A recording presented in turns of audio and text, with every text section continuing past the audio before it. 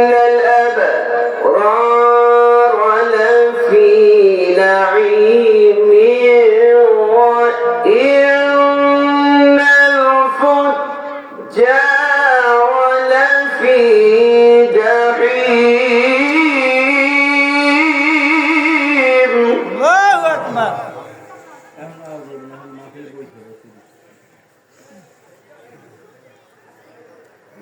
يصلونها يوم الدين وما هم عنها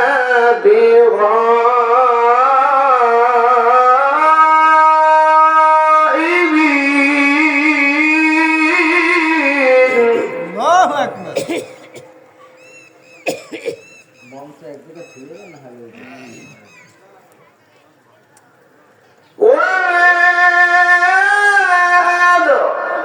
وأدراك ما يوم الدين ثم ما أدراك ما يوم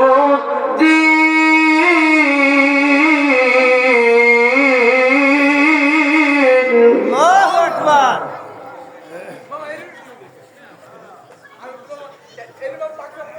يوم لا تملك نفس لنفس شيئا والأمر يومئذ لله. الله أكبر ولله الحمد. بسم الله الرحمن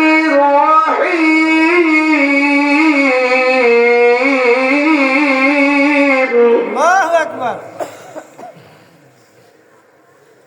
إن الله وملائكته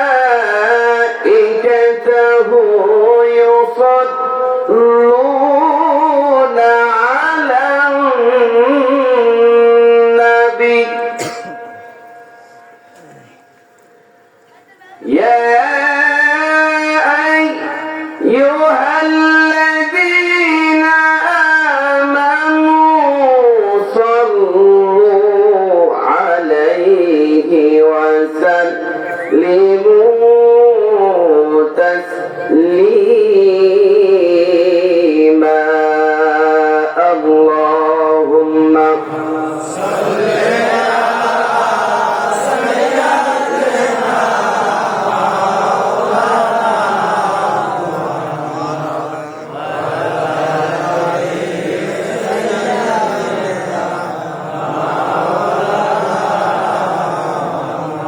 নবীর প্রতি আমাদের ভালোবাসা মহব্বত আছে না নাই?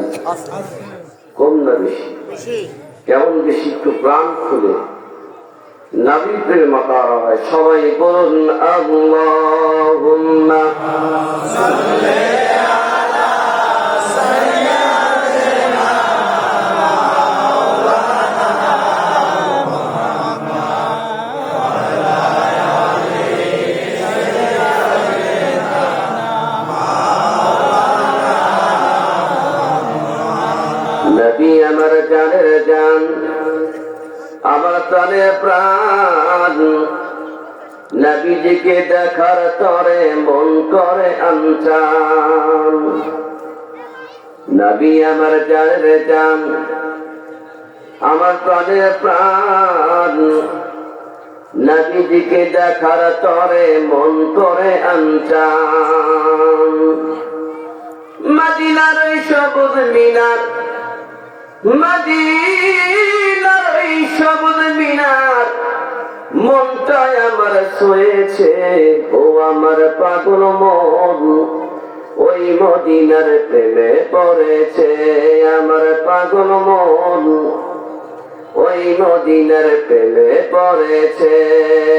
ওই মদিনা এই মনকে, ওই মদিনা এই মনকে বন্দি করেছে আমার পাগল মন।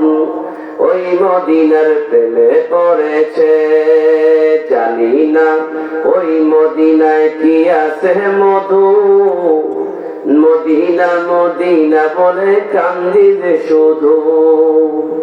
জানি না ওই মদিনায় কি আছে মধু, মদিনা মদিনা আমায় করেছে জাদু। বিশ্ব জগৎ নবীর প্রেমে, বিশ্ব জগৎ নবীর প্রেমে পাগল হয়েছে আমার পাগল মন, ওই মদিনার প্রেমে পড়েছে।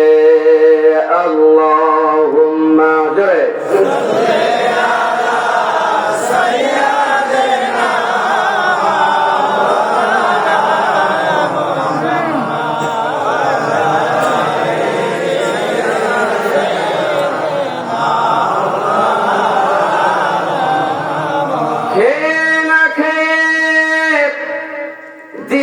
প্রচারের কাজে নিজেকে দিয়েছ বিলিয়ে,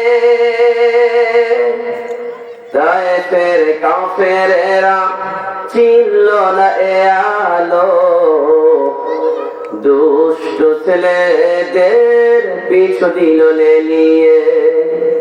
পাথরের আঘাতে ক্ষত বিক্ষত হয়ে সারা শরীর থেকে রক্ত ঝরে। হে রাসূল তোমাকে বলি আমি কেমন করে। আল্লাহুম্মা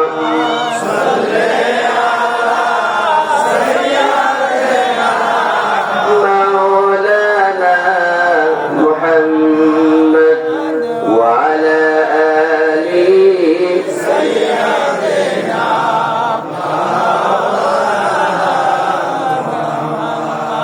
হাবিবে পিয়ারা তিনি নবী কমলিওয়ালা, তারি সুআতে আজো দুনিয়া উজালা, তারি বিরহে দু চোখ, তারি বিরহে দু চোখ অশ্রু জড়ায়।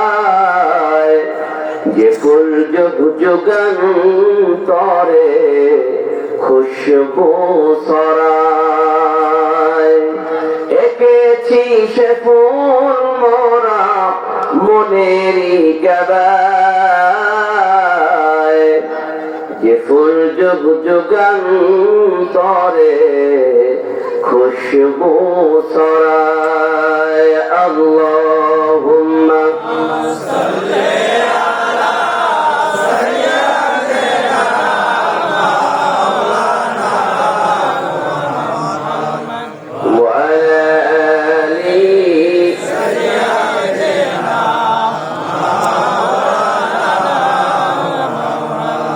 সবাই করুন বালাগাল উলা বিকামালিহি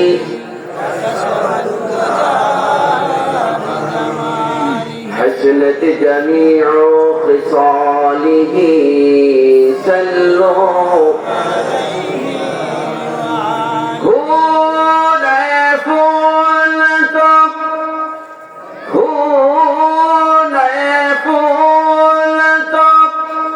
बुलबुल का तरन्नुम भी ना हो,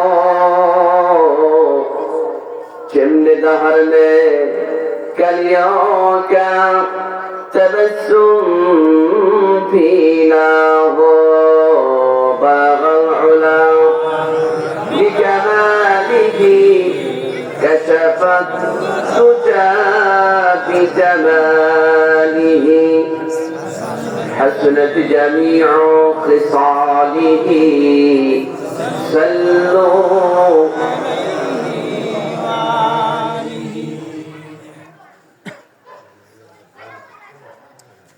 বরগুনা জেলার আমতলী থানার অন্তর্গত পশ্চিম জেলা তালিমুল কোরআন নুরানি মাদ্রাসা কর্তৃক আয়োজিত বাৎসরিক তাফসীর কোরআন মাহফিলের সম্মানিত সভাপতি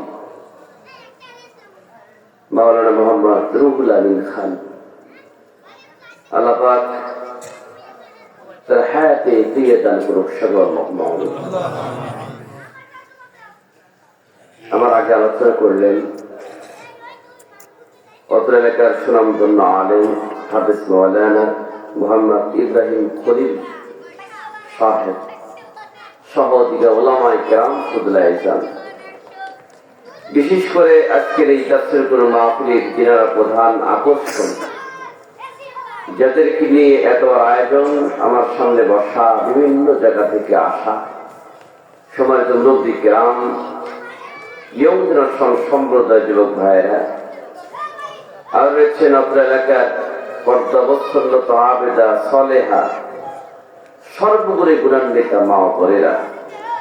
বক্তৃতার শুরুতে আমি আবারও আমার গ্রাম প্রাণ সালাম জানাচ্ছি, আসসালামু আলাইকুম ওয়া রাহমাতুল্লাহি তাআলা ওয়া বারাকাতুহু। শুরুতে জানতে চাচ্ছি আপনারা কেমন আছেন? আলহামদুলিল্লাহ। ভালো থাকার শ্রেষ্ঠ নিয়ামতকে সাথে নিয়ে অসংখ্য মানুষের মাঝখান থেকে বাছাই করে যাকে আল্লাহ পাক তৌফিক দিয়েছেন, সেই ব্যক্তিকে জান্নাতের বাগানে আসার মতো, বসার মতো সুযোগ করে দিয়েছেন। আমরা বসতে পেরে খুশি না বেজার? কেমন খুশি মহান আল্লাহ তাআলাকে শুকরিয়া জ্ঞাপন করার মাধ্যমে জানিয়ে দিই, সকলেই বলি আলহামদুলিল্লাহ। আর একটু জোরে বলি আলহামদুলিল্লাহ। তারপরে বিশ্ব নবী, যে নবীকে আল্লাহ পাক সৃষ্টি না করলে আসমান জমিন গ্রহ নক্ষত্র কোনো কিছুই সৃষ্টি করিতেন না, যে নবীরা উম্মত হওয়ার জন্য অনেক নবী রাসূল পর্যন্ত আফসোস করে দিয়েছেন, আমরা বিনা দরখাস্তে সে নবীর আদর উম্মত হতে পেরেছি। সে নবীর প্রতি লাখ কোটি দরুদ সকলেই বলি সাল্লাল্লাহু আলাইহি ওয়াসাল্লাম। মুআজ্জাজ মুহতারাম প্রাণপ্রিয় পশ্চিম চিলা গ্রামবাসী, আমি আপনাদের কাছে মাঝে মধ্যেই আসি, পরিচিত মুখ, ঠিক আছে ঠিক, কিন্তু এই গ্রামে কি এই কয়জন মানুষ আর নাই? আছে, কিন্তু সবাইকে আল্লাহ পাক তৌফিক দেয় নাই, ঠিক আছে ঠিক। আল্লাহ জান্নাত তৈরি করেছেন, জাহান্নামও তৈরি করেছেন, ডিভাইডেড করে যাকে ইচ্ছা জান্নাত দিবেন, যাকে ইচ্ছা জাহান্নাম দিবেন, ঠিক আছে ঠিক। যার ভালো লাগে আসলে, যার ভালো লাগে না তা। আপনারা বলেন তো, বর্তমান সময় এখন বর্তমান দেখা যাচ্ছে মাহফিলের সংখ্যা কম হচ্ছে না বেশি হচ্ছে? বক্তার সংখ্যা কম না বেশি? মসজিদের সংখ্যা কম না বেশি?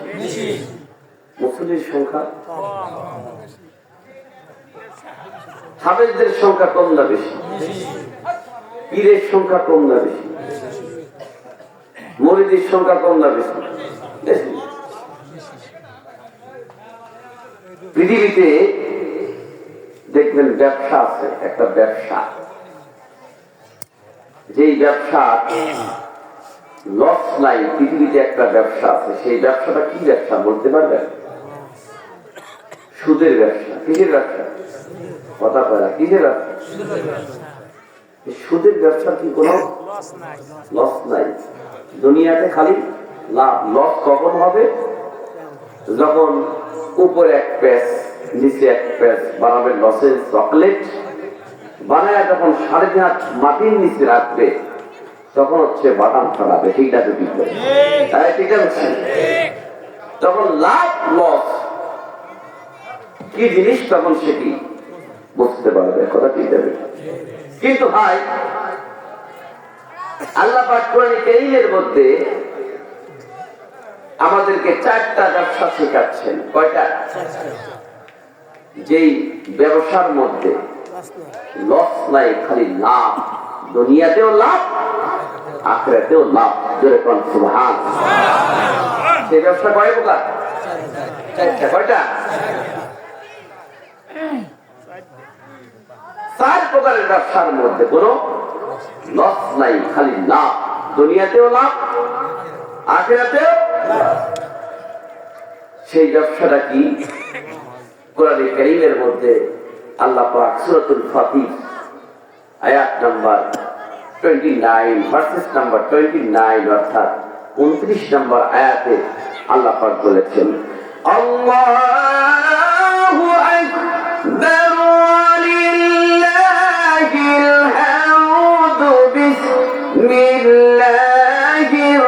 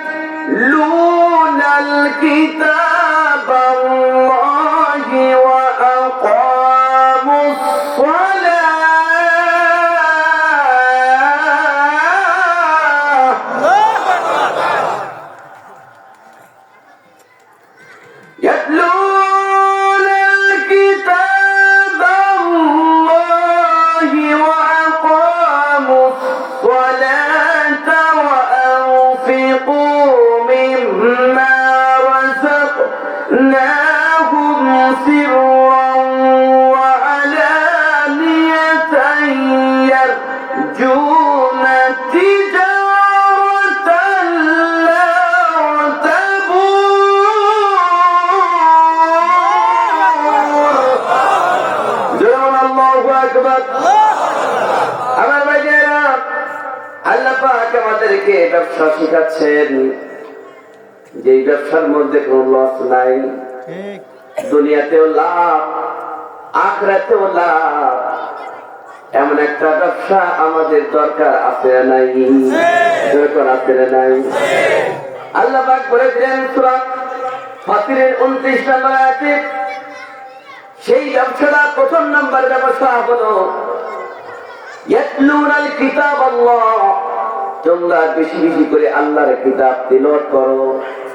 আল্লাহর কিতাবের নামটা কি বলেন তো দেখি?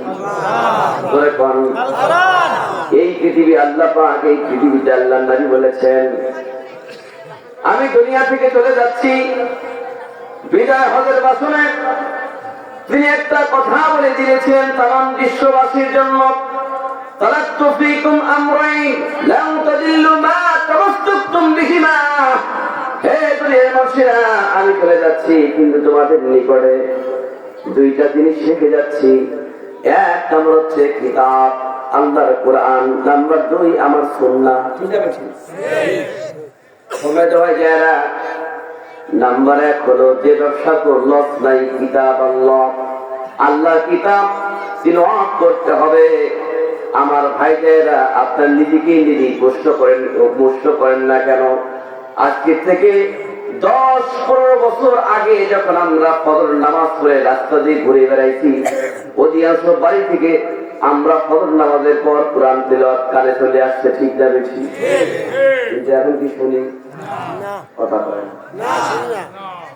এখন খালি নাকের ডাক শুনি। ঠিক না বেশি? সারাত টেলিভিশন দেখে, সারাত মোবাইল থেকে, সারাত ডিসলাইন দেখে দেখে 1টা-2টা পর্যন্ত মোবাইল দেখে ঘুমায় যায়। সকালবেলা ওঠে 9টা-10টা, খবর না, আমাদের কোনো খবর নাই। কথা ঠিক আছে? ওয়ার হচ্ছে বেশি, আলেম বেশি, পীর বেশি, বক্তা বেশি, তারপরেও বাংলার জমিনে কেন ইসলামের রাজ কায়েম হয় না? রাম বামরা আমাদের দিকে চোখ রাঙিয়ে কথা বলে, বেনামাজি সুদখোর ঘুষখোর হয় মসজিদ মাদ্রাসার সভাপতি। আপনাদের ঠিক তাই, জীবনে নামাজ পড়ে না, সুদারো ঘুষারো, সেই ব্যক্তি আল্লাহর সভাপতি আছে। সুদে ঘুষে জীবন কাটে, করে দুর্নীতি, এমন লোক হয় যদি মসজিদের সভাপতি। উচিত কথা কইতে গেলে মোল্লার চাকরি নাই, ভাইরে কথা বল না কেন? উচিত কথা কইতে গেলে মোল্লার চাকরি নাই, আমাদের কপালেতে শান্তি বুঝি নাই। পাঁচ ওয়াক্ত নামাজ পড়ে কপালে তার দাগ, মক্কাতে যায় নামের আগে লাগায় হাদিসা। সাত দোকানে বসে হাদি টেলিভিশন চায়, ভাইরে সাত দোকানে বসে হাদি টেলিভিশন চায়, হিন্দি গানের তালে তালে পা দুটি নাচায়। এরকম হাদি আছে না নাই? অথবা আছে না নাই? আমার ভাই যায় ইয়াতলুনাল কিতাব আল্লাহ, the fatherless life of you, he who loves the Quran teaching is the best of all. তোমাদের মধ্যে সেই ব্যক্তি উত্তম যে তিনি যে কোরআন শিক্ষা করে এবং অপরকে শিক্ষা দেয়। চিৎকার দিবেন সুবহানাল্লাহ। আমরা মুসলমান হিসেবে দাবি করছি, কিন্তু অনেক মানুষ কোরআন পড়তে পারি না। ঠিক আছে, মাগো আমি শিখবো না গো হাট্টি মাটি তিন, শিখবো আমি কোরআন থেকে আলিফ লাম মিম, সবই তো পারে। হুজুর ওয়াজ করে আমার ভাই, আমরা কি চাই না একজন নামাজি ব্যক্তি, কোরআন প্রেমী ব্যক্তি, রাসূলের সুন্নাতের তাবেদারি ব্যক্তি আমাদের নেতা হোক? আমরা চাই কি চাই না? চাই কি চাই না? তারা কাছের হাত আল্লাহকে দেখায় দেয়। নারায়ে তাকবীর, নারায়ে তাকবীর। কিন্তু কেন অনেক নেতারা দেখবেন জীবনেও নামাজ পড়ে না, সামনে মোটামুটি আসছে তুই বাজায় দেয়। আসলে সম্মানিত ভাই যারা, এক নম্বর হলো ইয়াতলুনাল কিতাব আল্লাহ, আল্লাহর কিতাব তিলাওয়াত করতে হবে। আমার নবীজি হাদিস শুনে বলেছেন ইউশিকু আয়াতালান নাস জাবানুন লা ইয়াবকা মিনাল ইসলাম ইল্লা ইসমুহু ওয়া লা ইয়াবকা মিনাল কুরআন ইল্লা ইসমুহু মাতাজিদুহুম আদিলাতুন ওয়া হিয়া খরাবুম মিনাল হুদা উলামাউহুম শাররুম মান তাহতাল সামা'i মিন দিহিম তাখরুজুল ফিতনাতু ওয়া ফিহিম তাউদরুল বাইহাকি ফি শুআবিল ঈমান। আল্লাহ নবী বলেছেন আখির জামানায় এমন একটা টাইম চলে আসবে, লা ইয়াবকা মিনাল ইসলাম ইল্লা ইসমুহু, মানুষের মুখে মুখে থাকবে ইসলাম, কিন্তু ইসলামের যত বিরোধী কাজ, সব বিরোধী কাজের মধ্যে মানুষ লিপ্ত হয়ে যাবে। সুদ খাওয়া হারাম, সুদ খাবে, ঘুষ খাওয়া হারাম, ঘুষ খাবে, লোন কিস্তি হারাম, লোন কিস্তির সাথে জড়িত হয়ে যাবে। কথা বল না কেন? আর বলবে আমরা ইসলাম মানি, ইসলামের কথা সে বলবে আমরা ইসলাম মানি, কিন্তু ইসলামের বিরুদ্ধে যত কাজ হয় সব কাজ সে করবে। ইসলামের হক কথা বলতে দিবি না, কথা প্রদান করবে। কথা কন্টিনিউ যাবে কি? ওয়া ইয়াবকা মিনাল কুরআন ইল্লা ইসমুহু, কুরআনের অক্ষরে ব্যতীত কিছু অবশিষ্ট থাকবে না। মানুষ বলবে আল কোরআন আলো, ঘরে ঘরে চলো, কিন্তু কোরআনের কথা যারা বলবে তাদেরকে বাধা প্রদান করবে, তাদেরকে জেলে আটকাবে। কথা ঠিক যাবে, ঠিক বলে? কোরআনের হক কথা বলতে দিই না। আমার ভাই যারা, এমন একটা সিচুয়েশনে আমরা চলে আসছি, দেখবেন বাংলাদেশের জমিনে এমন একটা টাইম, আমরা এই 25 সালের মধ্যে প্রবেশ করেছি। গত বছর এই টাইমে বাংলাদেশে বিভিন্ন জায়গায় মাহফিল করতে গেলে অনুমতি লাগা লাগছে। কথা ঠিক না? আমাদের ভোটার আইডি কার্ড থানায় জমা দেওয়া লাগছে, ভোটার আইডি কার্ড ছাড়া মাহফিল হবে না। সম্মানিত ভাই যারা, ওয়া ইয়াবকা মিনাল কুরআন ইল্লা ইসমুহু, কুরআনের কথা মানুষের নিকট প্রচার করতে দিবে না, কথা প্রদান করবে। আমার ভাই যারা, স্বৈরাচার নাই, কিন্তু স্বৈরাচারের দোসররা আজ পর্যন্ত বাংলার জমিনে বসে ষড়যন্ত্র করছে। আমাদেরকে একই প্ল্যাটফর্মে দাঁড়াইয়া ওই রকম স্বৈরাচারের দাঁত ভাঙা জবাব দিতে হবে। কথা ঠিক না? স্বৈরাচার নাই, কিন্তু তার দোসর রাত পর্যন্ত বাংলার জমিনে বসে কোরআন এবং হাদিসে সব কথাকে, ইসলামের কথাকে বন্ধ কর ষড়যন্ত্র করছে। এইরকম কোরআন নাস্তিক বাংলার জমিনে আছে না নাই? কথা আছে না নাই? আমরা বলি আল কোরআনের আলো ঘরে ঘরে জ্বলে, কিন্তু আগে ঘরে জ্বলা লাগবে, ঠিক না বেটি? ঠিক। আগে কোথায় জ্বলা লাগবে? ঘরে। ঘরে। কিন্তু আপনার ঘর যদি ঠিক না হয়, আপনি যদি ঠিক না হন, হাজার দোয়া করলে আল্লাহর দরবারে দোয়া কবুল হবে? নিজেই ঠিক নাই। বাপ সিগারেট খায়, সন্তানকে যদি বলে সিগারেট খাস না, তাহলে ছেলে হাসবে আর কবে আব্বা তুমি খাও কে? ঠিক। ঠিক না বেটি? তুমি খাওয়া বন্ধ করো।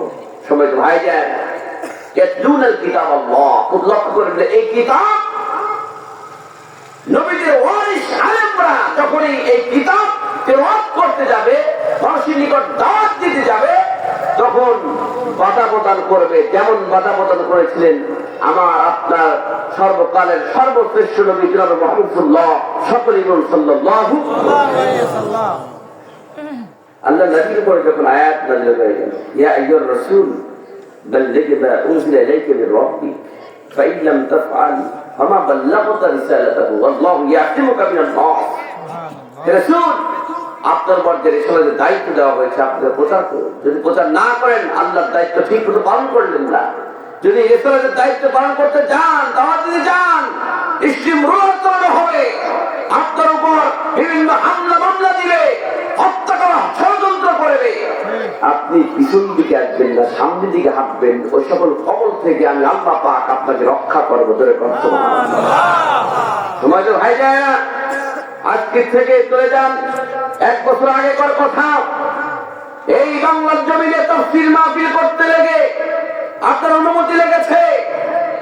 যারা যারা হক কথা বলেছে তাদেরকে জেলখানে আটকেছে, কিন্তু যারা কোরআনের মাহফিলকে বন্ধ করে ষড়যন্ত্র করেছে তারা নিজেরাই পুলিশ আক্রান্ত হয়ে গেছে। তাদেরকে বাংলার জমিনে খুঁজে পাওয়া যাচ্ছে না। ঠিক যাবে কোরআনটা কার কিতাব? আল্লাহর কিতাব। কার কিতাব? এই কিতাবের সুইচ হচ্ছে আল্লাহর কাছে। কার কাছে? যারা এই কিতাবের সুইচটা বন্ধ করতে যায় তারা নিজেরাই বন্ধ হয়ে যায়। বন্ধ হয়ে যায়। আমি কিন্তু বলেছি যে 4টা ব্যবসার মোট লস নাই, মনে আছে? আমার 1 নাম্বার কি? কোরআন তেলাওয়াত করতে হবে। আমার বাজারা আল্লাহ নবীর উপর যখন আয়াত নাযিল হয়ে গেল, আমার নবীজি মানুষের নিকট প্রচার করা শুরু করে দিলেন কোরআনের দাওয়াত। কাফির দিলদাররা মনে মনে চিন্তা করে যে এই জায়গায় কোরআনের কালিমার আয়াত তেলাওয়াত করবে, ওই জায়গায় মুঠোফোন শুরু করে দিবি। দেখেন বাংলাদেশে কাফিরদের একটি উত্তর শরীরে আছে, এখানে তাফসীর মাহফিল হয়, পাশে গান বাজনা হয়। কথা বলছেন আপনারা নাই? وقال الذين كفروا لا تسمعوا لهذا القرآن والغوا فيه لعلكم تغلبون। যেখানে কোরআন তেলাওয়াত হবে গন্ডগোল শুরু করে দিবি। কিন্তু ভাই কোরআনের পক্ষে তো সমান আল্লাহ আছে। আল্লাহ যার পক্ষে থাকবে পৃথিবীর কোন শক্তি ওই মুক্তিকে প্রদানিত করতে পারবে না। ঠিক আছে? তাহলে আমি এই আয়াতের পরিপ্রেক্ষিতে আপনার সাথে কথা বলতে চাই যে ব্যবসার কোন লস নাই।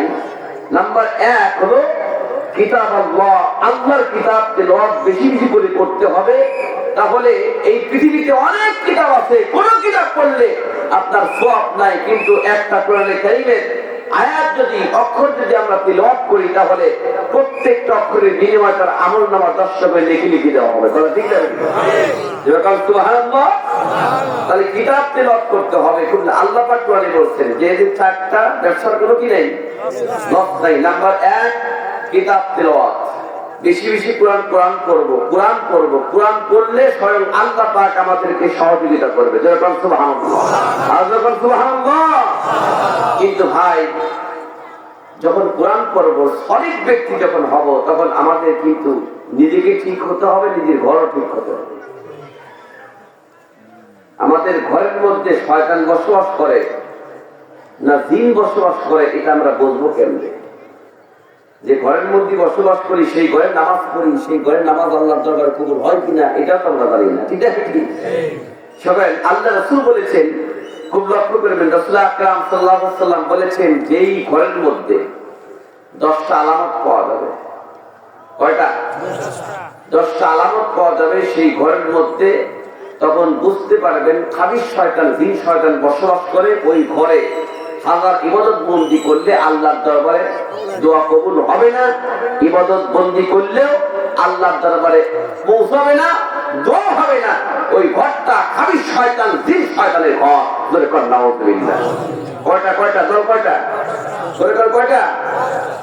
কয়টা আলামত? 10টা আলামত। খুব লক্ষ্য করবেন। 10টা কি শুনবো? হ্যাঁ ইনশাল্লাহ 10টা শুনেই আমরা এখান থেকে বিদায় নিয়ে চলে যাবো নাকি? যে আমরা এত ওয়াজ শুনি, এত আলেম পয়দা হচ্ছে, এত হামেল হচ্ছে, তারপরেও বাংলার জন্য ইসলামের রাজ কেন কায়েম হয় না? খালি হুজুররা মায়ের খায় কেন?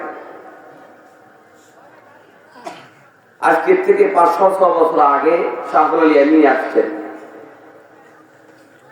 গৌর গোবিন্দের বিরুদ্ধে যুদ্ধ করার জন্য। নারায় তাকবীর, আল্লাহু আকবার দিয়েছেন। গৌর গোবিন্দের বিল্ডিং থেকে একটা একটা ইট খসি জমিনে পড়ছে। আর এখন আমরা তাকবীর দেই, মায়ের খাই। কথা ঠিক আছে? ঠিক। কারণ ওই তাকবীরের মধ্যে ঈমান আছে, আমাদের মধ্যে ঈমান আছে কিন্তু খুব কমজোরি। দেখবেন 20 লাইন ওয়াইফাই লাইন বিল হাজার হাজার টাকা দিচ্ছে, আল্লাহ ঘর মসজিদে 50 টাকা 100 টাকা সাদা 6 মাসের বাকি রাখে। আপনার কথা কয় আছে না? আমার বাজানা আল্লাহ নবী বলেছেন 10টা আলামত যদি পাওয়া যায়, যেই ঘরের মধ্যে 10টা আলামত পাওয়া যাবে, তখন আপনি বুঝতে পারবেন ওই ঘরের মধ্যে খাবিশ শয়তান, জিন শয়তান বসবাস করছে। আপনার আল্লাহ পাকের দরবারে কখনো ওই দোয়াটা কবুল হবে না। আল্লাহ নবী বলেছেন নাম্বার 1 হলো আল বাইতুল্লাযী ফীহি কাতির রহিম, যেই ঘরের মধ্যে আত্মীয়তা সম্পর্ক ছিন্নকারী বসবাস করে। ধরে কর নাউযুবিল্লাহ। আত্মীয়তা সম্পর্ক ছিন্নকারী মানে বাপ বেটা সন্তান, কোটি কোটি টাকার মালিক, সেই সন্তান আলাদা হয়ে গেছে, বাপ মার কোনো খবর নেয় না। আছে না নাই? কথা বলা আছে না? সন্তান বোনের হক ঠিক মতো আদায় করে না, বোনের সমস্ত সম্পত্তি বাবার কাছ থেকে লিখে নিয়ে হরণ করে কোটি কোটি টাকার মালিক হয়েছে। লন্ডনে বাড়ি, আমেরিকায় বাড়ি, ঢাকায় বাড়ি ঘর, কোন আত্মস্বজনকে জীবনে যাওয়া তো দেয় না, মা বাপকে কোনদিন বাড়িতেও নেয় না, এমনকি মা বাপের পর্যন্ত খরচও দেয় না, খাবারও দেয় না। ভাই বোন ভাগ্নি ফুবু খানা কোন আত্মস্বজনের সাথে তার ভালো সম্পর্ক নাই। নবী আবার বলেছেন আল বাইতুল্লাযী ফীহি কাতির রহিম, যেই ঘরের মধ্যে আল্লাহ পাকে, যেই ঘরের মধ্যে আত্মীয়তা সম্পর্ক ছিন্নকারী বসবাস করবে, ওই ঘরের মধ্যে কখনো আল্লাহ পাকের রহমতের ফেরেশতা প্রবেশ করবে না। খাবিশ শয়তান, জিন শয়তান ওই ঘরের মধ্যে বসবাস করবে। ওই ঘরে আল্লাহর ইবাদত বন্দি করলে আল্লাহর দরবারে কবুল হবে না। করে কর নাউযুবিল্লাহ। এরকম শয়তান, এইরকম সুলতান আছে না নাই? কথা আছে না নাই? আছে। কোটি কোটি টাকার মালিক, কোন আত্মীয়স্বজনের সাথে সম্পর্ক নেই, গ্রামবাসীর সাথে কোনো কথাও বলে না, নিজেকে বিশাল তান্ত্রিকতা ভাবে। আসলে নাই? এক নাম্বার আল বাইতুল্লাযী ফীহি কাতির রহিম, যে ঘরের মধ্যে আত্মীয়তা সম্পর্ক ছিন্নকারী বসবাস করে, ওই ঘর খাবিশ শয়তানের ঘর। ওই ঘরের মধ্যে আল্লাহ পাকের রহমতের ফেরেশতা প্রবেশ করবে। নাউযুবিল্লাহ। কয়টা হলো? একটা। নাম্বার 2 হলো আল্লাহ নবী বলেছেন আল বাইতুল্লাযী ফীহি সূরাত, যেই ঘরের মধ্যে ছবি থাকে, যেই ঘরের মধ্যে ছবি, নিজের ছবি, বাপের ছবি, মায়ের ছবি, পীরের ছবি, নেতার ছবি, দেখবেন ঘর ধরে আপনার ছবিটা রাখছে। রাসূল বলেছেন যে ঘরের মধ্যে ছবি থাকবে, ওই ঘরের মধ্যে আল্লাহ পাকের রহমতের ফেরেশতা প্রবেশ করবে না। রোজে খাবিশ শয়তান, জিন শয়তানের ঘর। সম্মানিত ভাই যায়রা বলেন তো, আমি নিজেই প্রমাণ। আমার একজন মুসল্লির জান বের হচ্ছে না, তার চোখটা উল্টায় যাচ্ছে, মুখ দিয়ে লেপড়ি বের হচ্ছে, তখন জানটা বাড়াতে খুব কষ্ট হচ্ছে। আমার একজন তার ছেলে দৌড়ায় গিয়ে আমাকে বলছে, হুজুর তাড়াতাড়ি করে আসেন, আমার বাপের সকাল থেকে আপনার সন্ধ্যা পর্যন্ত এতই কষ্ট হচ্ছে, জানটা বের হচ্ছে না। আমাকে যখন ডেকে নিয়ে গেল, আমি ঘরের মধ্যে গিয়ে দেখলাম চতুর্দিক দিয়ে খালি ছবিটা আনো, চতুর্দিক দিয়ে ছবিটা আনো। আমি সঙ্গে সঙ্গে বললাম, এই ছবিগুলো তাড়াতাড়ি করে নেবান। ছবিগুলো যখন নামানো হলো, সূরা ইয়াসিন তেলাওয়াত করে আমি পানির উপর পো দিয়ে যখন 3 বার ব্যক্তিটাকে খাওয়াই দিলাম, দেখলাম আরামের সাথে ওই ব্যক্তিরা জানটা বের হয়ে চলে গেল। সুবহানাল্লাহ। এতেই প্রমাণ হলো যে ঘরের মধ্যে ছবি থাকে, ওই ঘরের মধ্যে আল্লাহ পাকের রহমতের ফেরেশতা প্রবেশ করে না। কথা ঠিক না বেশি? দেখি তো আমরা এই 10টার মধ্যে আছি কিনা, দেখি তো এই 10টার মধ্যে আছি কিনা, যে এত নামাজ পড়ি, এত দোয়া করি, দান সদকা করি, এত মুসলমানের সংখ্যা, তারপরেও রাম বান্দা কেন আমাদের দিকে চোখ রায় কথা বলে, কেন কথা বলে?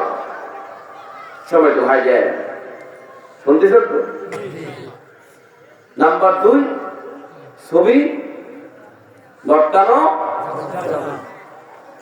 নাম্বার 3, যেটা আমি আপনাদের সামনে বলেছি, খুব লক্ষ্য করবেন, ইয়াতলুনাল কিতাব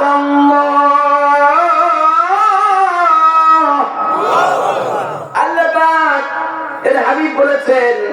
নাম্বার 3 হলো লা তাদখুলুল মালাইকাতু বাইতান আল্লাযী লা ইকরাহা ফিল কুরআন। যেই ঘরের মধ্যে আল্লাহর কোরআন তেলাওয়াত হয় না, দেখবেন অধিকাংশ ঘরের মধ্যে দেখবেন তেলাওয়াত হয় না, কোরআন তেলাওয়াত করে না। কথা ঠিক না? ঠিক। কোরআন পড়া মানে কার সাথে কথা বলা? জোরে কোন কার সাথে? কিন্তু ভাই, ওই যে কোরআনটা শোকেসের উপরে রেখে দিয়েছে, ওই কোরআনটা আলমারির উপরে রেখে দিয়েছে, ওই কোরআনের উপরে মুরগি ডিম পাড়তেছে। আপনারা কোরআন ধরেও না, ছয়ও না। কিন্তু রাসূল বলেছেন, পৃথিবীতে যদি 3টা জিনিসের দিকে নজর করে, নজর করার সঙ্গে সঙ্গে সওয়াব। আল্লাহু আকবার। নাম্বার 1 হলো আল্লাহর ঘর মসজিদ, এর দিকে নজর করলেই সওয়াব হবে। নাম্বার 2, আল কোরআন পড়তে পারেন না, কোরআন খুলে যদি অক্ষরের দিকে তাকান, রাসূল বলেছেন তার আমলনামায় 10টা করে নেকি লিখে দেওয়া হবে। নাম্বার 3 হলো যুবকরে, 6 লক্ষ 7 লক্ষ টাকা লাগে হজ করতে, তুমি হজ করতে পারো না, তুমি যাও তোমার বাড়িতে।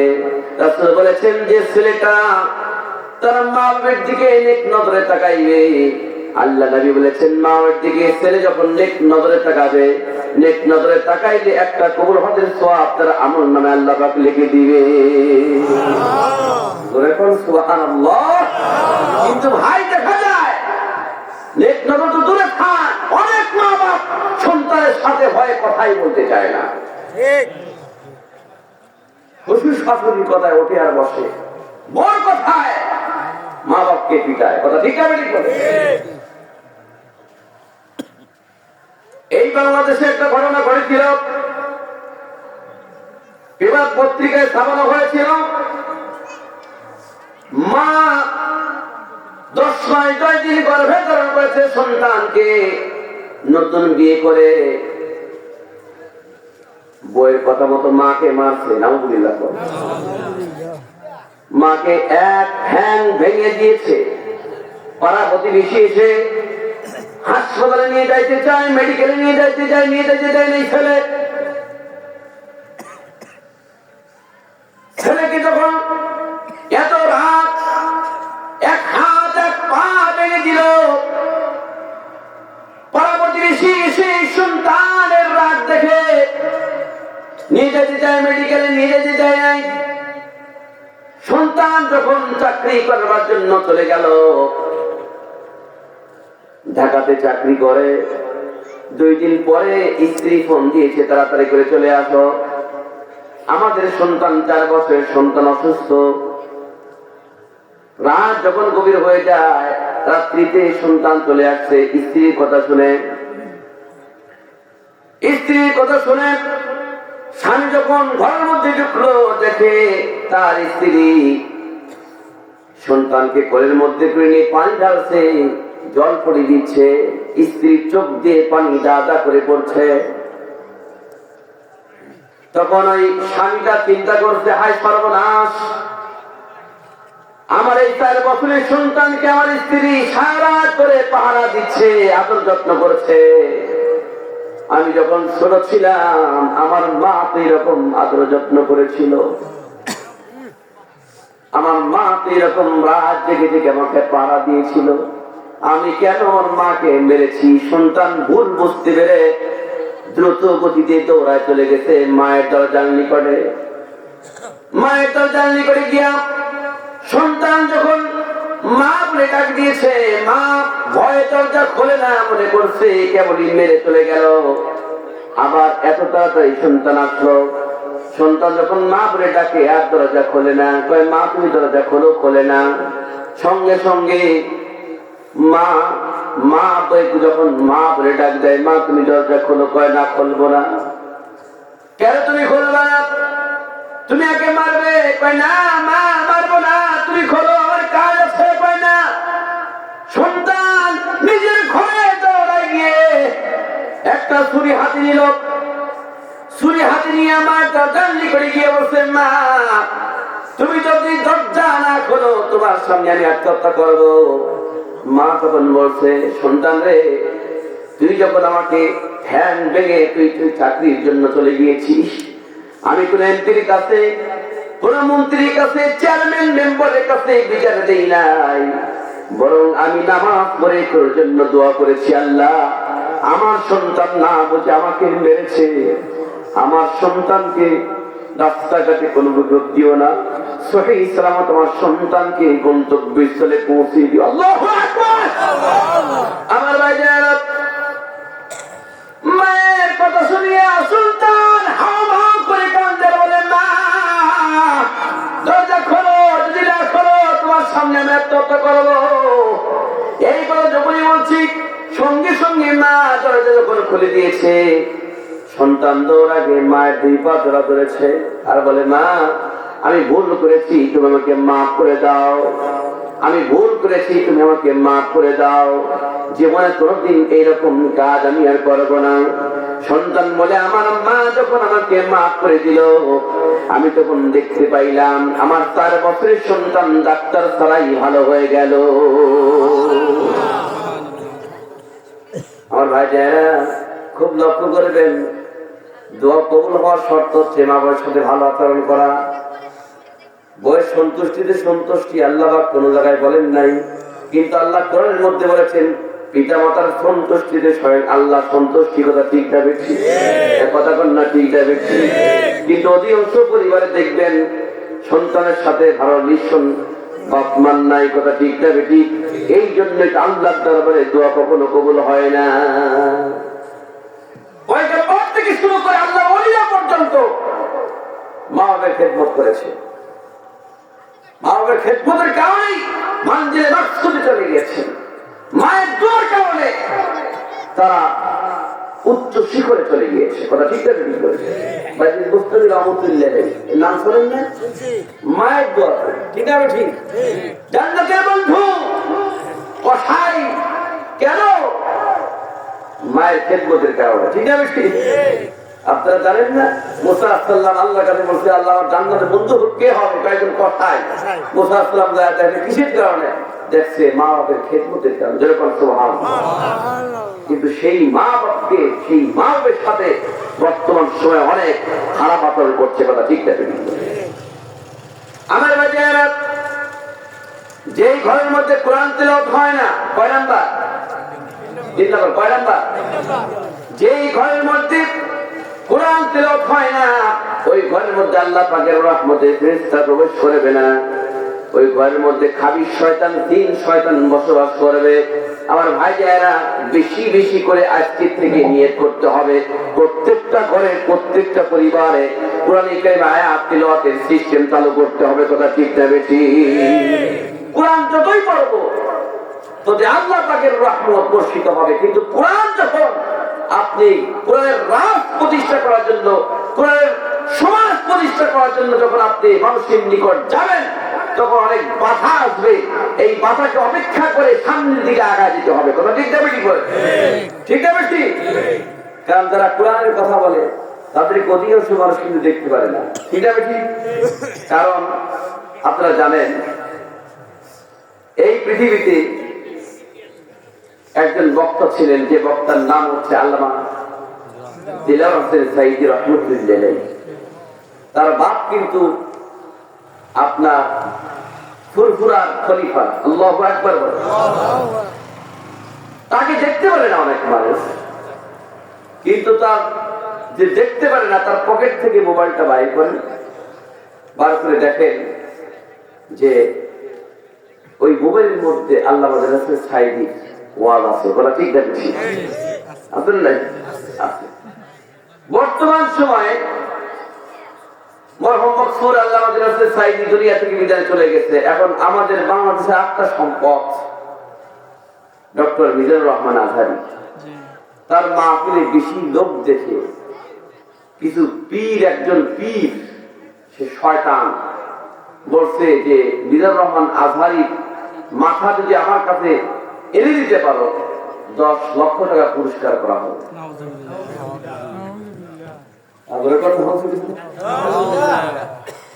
তাহলে ও কিন্তু কি মুসলমান। বুখারী শরীফের হাদিসে রাসূল বলেছেন, মান সালিমাল মুসলিমুনা বিল লিসানিহি ওয়া ইয়াদিহি। তোমার মুখ হাত থেকে অন্য মুসলমান যদি নিরাপদ থাকে তাহলে তুমি প্রকৃত মুমিন, প্রকৃত মুসলমান। তাহলে যেই পীর নামে শয়তান বলছে যে আমাকে যদি 3 টুকরা করে লাশটা আনতে পারো, মাথা যদি দিতে পারো, তাহলে আমি তোমাদেরকে 10 লক্ষ টাকা পুরস্কার করা হবে। ও কি ভালো মানুষ? শয়তান দেখে আর কয় আমার শয়তান আমার আছে, ওই হচ্ছে পাকা শয়তান। ঠিক না বেশি? ঠিক না বেশি?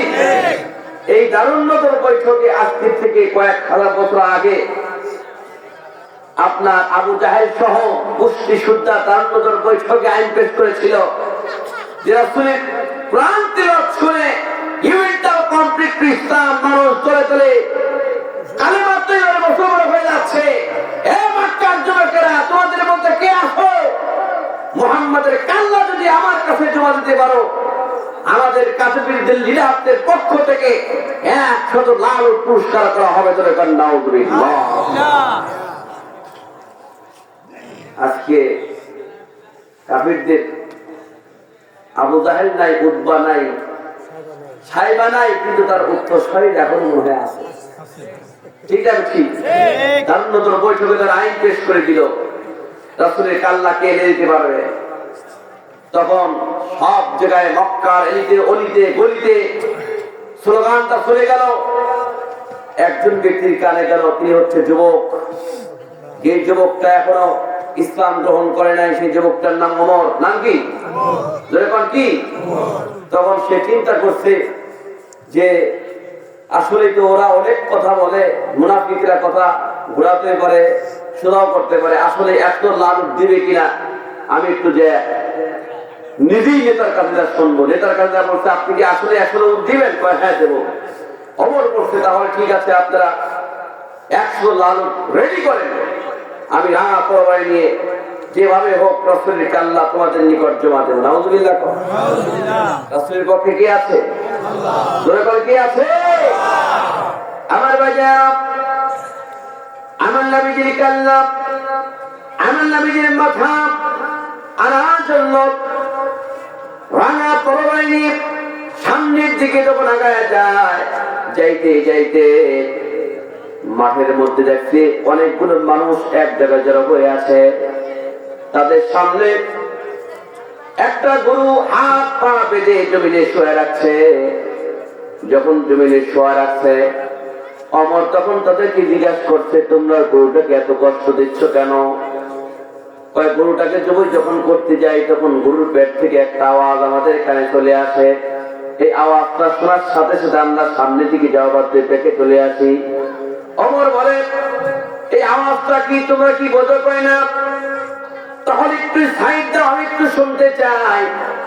অমর বলে, সমস্ত লোকজনকে সরাই দিয়া আমি যখন গরুর পেটের সঙ্গে আমি অমরের কানটা যখন লাগাই দিলাম, এখন দেখতে পেলাম গরুর পেট থেকে আওয়াজ আসছে, অমর রে, হে অমর, তুই যদি বিশ্বনবীর মাথা আনতে যাচ্ছিস, কাল্লা আনতে যাচ্ছিস, তুই বিশ্বনবীর মাথা আনতে যা পারবি না, বরং তোর মাথা এই বিশ্বনবীর কদম মোবারকে দিয়া দিবি।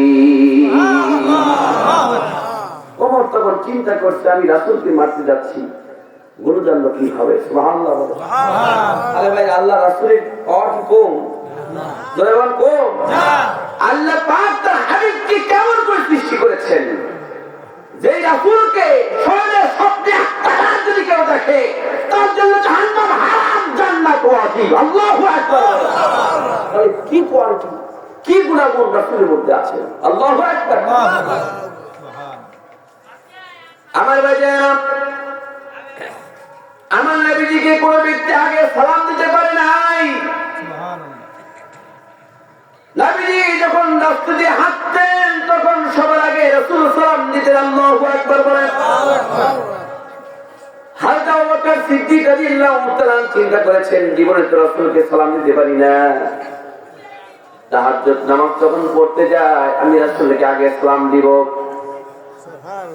সারা দাঁড়িয়ে দাঁড়িয়ে গাছের আড়ালে দাঁড়িয়ে থাকে রাসূল, যখন যায় তাহাজ্জুদ নামাজ পড়বার জন্য রাসূল গিয়েছেন গাছটা ওভারটেক করে। আবু বকর একটা পা যখন সামনে দিয়েছেন, রাসূল পিছন দিক থেকে মুখ ফিরে তাকে সালামটা দিয়ে দিয়েছেন। ধরে ফুপায় ফুপায় আবু বকর কাঁদছে। রাসূল বলছেন, তুমি কাঁদছো কেন, কি হয়েছে? কয়, হুজুর অনেক চেষ্টা করে আপনাকে আগে সালাম দিতে পারি নাই, সারা দাঁড়িয়ে দাঁড়িয়ে আপনাকে সালাম দেব আগেই আশায় দাঁড়িয়ে আছি। আমার নবীজি আবু বকর সিদ্দিক রাদিয়াল্লাহু তাআলাকে বলেন, হে আবু বকর, তুমি যখন এখানে দাঁড়িয়ে আছো আমাকে সালাম দেওয়ার জন্য, আল্লাহর তরফ থেকে জিবরাইল সালাম আমার কানে কানে বলে দিয়েছেন আগেই। আল্লাহু আকবার। যে হুজুর অমুক জায়গায় আবু বকর দাঁড়িয়ে আছেন আপনাকে সালাম দিবে, আপনার রেকর্ড ভঙ্গ হবে, এটা আল্লাহ পাক চাই না। আবু বকর আগেই আপনি সালামটা দিয়ে দিবে। আমার ভাইজান, আমার নবী যোগ্যতা কেমন খুব লক্ষ্য করবেন। আমার নবীর একজন সাহাবী, যার নাম হচ্ছে হযরত জাবের, নাম কি বলেন? হযরত জাবের রাদিয়াল্লাহু তাআলা বিশ্বনবীর নিকটে গিয়ে বলছে, হুজুর আমার বড় আশা আকাঙ্ক্ষা, আমি আপনাকে একবার মেহমানদারি করাবো, বড় শখ, বড় আশা। আমার একটা পালিত ছাগল আছে, যে ছাগলটা জবাই করে আপনাকে খাওয়াবো। ধরে কোন সুবহানাল্লাহ। আমার বাজার, আমার নবীজি তার দাওয়াতটা গ্রহণ করলেন। দাওয়াতটা যখন গ্রহণ করলেন, হযরত জাবের রাদিয়াল্লাহু তাআলা বাড়িতে এসে তার স্ত্রীকে বলছে, স্ত্রী গো, নবী আসবেন সাহাবীদের কিনে আমার বাড়িতে খাওয়ার জন্য। স্বামী স্ত্রী দুইজন মিলে ছাগলটা সুন্দর করে জবাই করলেন। জবাই করার পর হযরত জাবের রাদিয়াল্লাহু তাআলা বাকি যত ইয়ে আছে বাজারে সব বাজার করার জন্য চলে গেলেন, আপনার বাজারের মধ্যে চলে গেলেন। এইদিকে পাক শাক করার জন্য ব্যস্ত জাবেরের স্ত্রী, পাক শাক করছে, কিন্তু অনেকক্ষণ পর্যন্ত তার দুইটা সন্তানকে বাড়িতে দেখে না।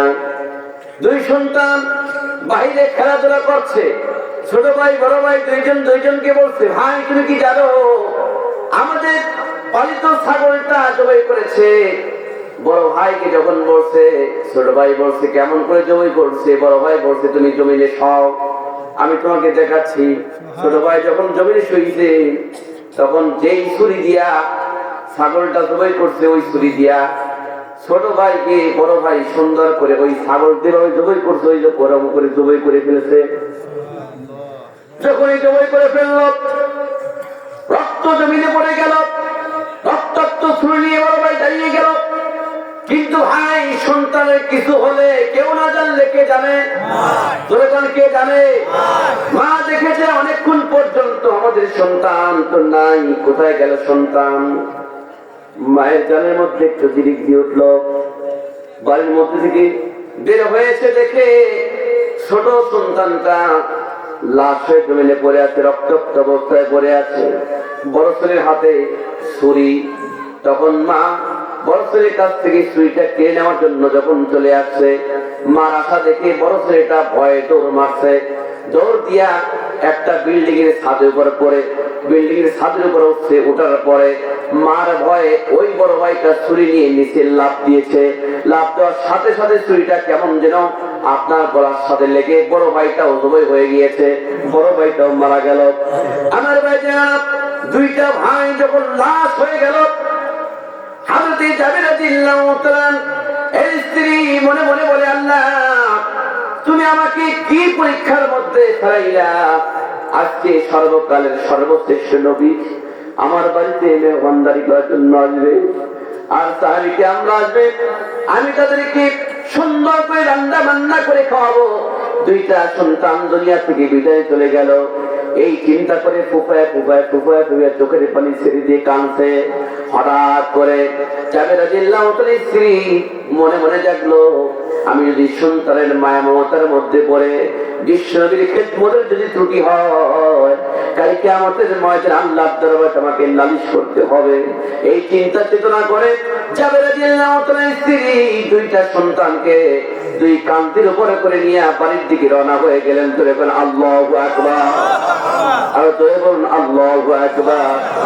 আমার বাজারা, ও পশ্চিম শিলা গ্রামের মানুষেরা, ও যুবক ভাইরা, মুরব্বিকে মা বোনেরা, একটু কান লাগান, ভালো করে শুনুন। হযরত জাবের রাদিয়াল্লাহু তাআলার স্ত্রী বলেন, আমার দুই সন্তানকে আমি কাঁধের উপরে করে নিয়ে আমার ঘরের মধ্যে একটা খাটের উপরে শোয়াই দিয়া চাদর দিয়ে ঢেকে দিয়া আমি রান্নাবান্নার কাজের মধ্যে লিপ্ত হয়ে গেলাম। কিছুক্ষণের মধ্যে হযরত জাবের রাদিয়াল্লাহু তাআলা যখন বাড়ির মধ্যে ঢুকলেন, দেখেন স্ত্রী স্বামীকে কেমন করে বোঝাচ্ছে। স্ত্রী এসে স্বামীকে বলে, স্বামী গো, আমি তোমাকে একটা জিনিস বলতে চাই, সেটা হলো আল্লাহ পাক যদি আমাদেরকে 10 বছরের জন্য একটা আমানত দেয়, 10 বছর পর যদি আমানতটা ফেরত চায়, আপনি দিবেন কিনা? কয় অবশ্যই দিব। স্ত্রী বলছে, ও তাদের স্বামী গো, আল্লাহ পাক আমাদেরকে দুইটা আমানত দিয়েছিলেন, দুইটা সন্তান দিয়েছিলেন, দুইটা সন্তান দুনিয়া থেকে বিদায় চলে গিয়েছে, তুমি একটু ধৈর্য ধারণ করো।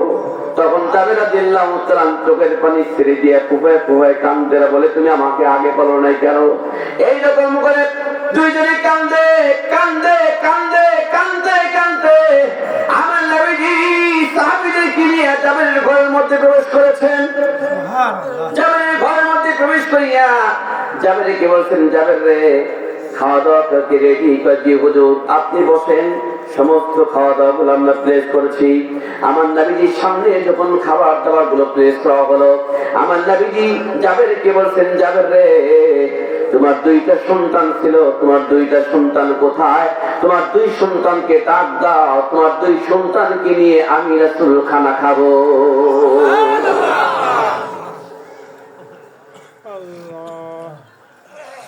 আমার নবীজি সাহাবী হযরত জাবের রাদিয়াল্লাহু তাআলা, হুজুর আমার দুই সন্তান বাইরে খেলাধুলা করছে, আপনি খান, আমার সন্তান পরে খাবে। জাবের বলছেন, আমার দুই সন্তান দুনিয়া থেকে বিদায় চলে গেছে বলে না।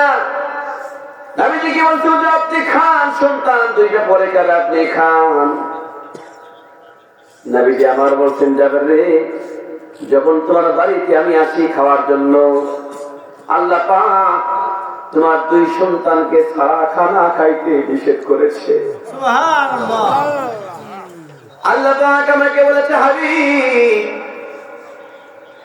জাবের এবং তার স্ত্রীর মেহমান যদি আমার কাছে পছন্দ হয়েছে, খবরদার আপনি জাবেরের দুই সন্তানকে ছাড়া আপনি খানা খাবেন না। আল্লাহু আকবার। জাবের রাদিয়াল্লাহু তাআলা সমস্ত ঘটনা যখন খুলে বললেন, হুজুর দুইটা সন্তান তো বেঁচে নাই, দুনিয়া থেকে বিদায় চলে গিয়েছে। নবী আমার বলছেন, এ জাবের, তুমি যাও, দেরি করো না, তাড়াতাড়ি গিয়া তোমার দুই সন্তান কোথায় গিয়া বলো আমি রাসূল সালাম দিয়েছি এবং আমার কথা বলো রাসূল ডাকছেন, জোরে কোন সুবহানাল্লাহ। জাবের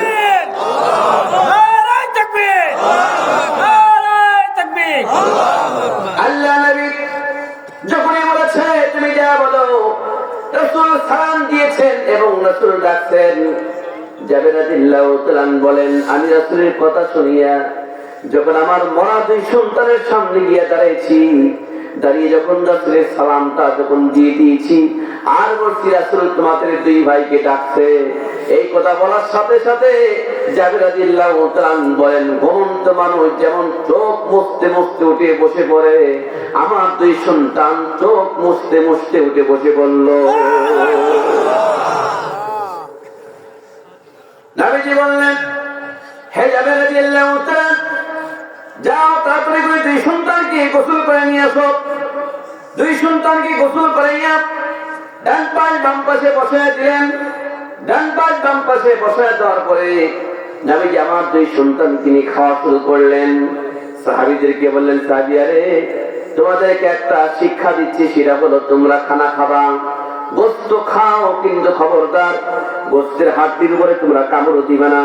সমস্ত হাড্ডি গুলো এক জায়গায় করে গাদি করে রাখবা, ঠিক করে রাখবা। সাহাবীকে আমরা বলে, আমরা নবীর কথা শুনিয়া গোস্ত গুলো খাইয়া সমস্ত হাড্ডি গুলো এক জায়গায় ঠিক করে রাখলাম, গাদি করে রাখলাম। সমস্ত হাড্ডি গুলো যখন এক জায়গায় গাদি করে রেখেছে, রাসূল খানা শেষ করে আমার নবীজির হাত মোবারকটা হাড্ডির উপর রেখে বলছে, কুম বিইজনিল্লাহ। আল্লাহু আকবার।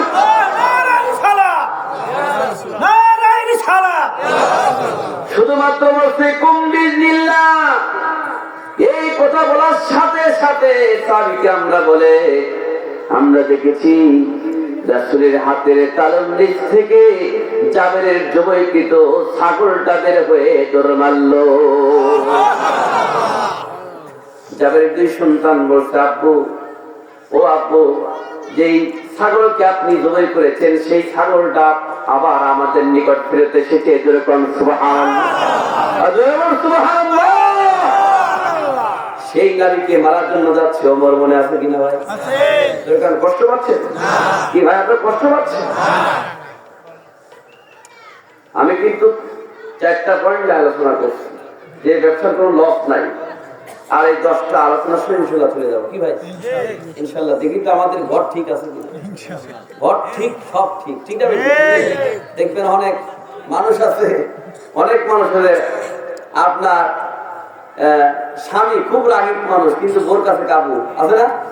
কথা বলেন। আপনারা বাড়িতে বিড়াল, বাহিরে বাঘ আছে না? নাই? আবার দেখে বাড়িতে অনেক সময় মানুষের সাথে খুব হাসি রস করে কথা বলে, বাড়িতে গিয়ে মা আর বউকে ফুটায়, আছে না?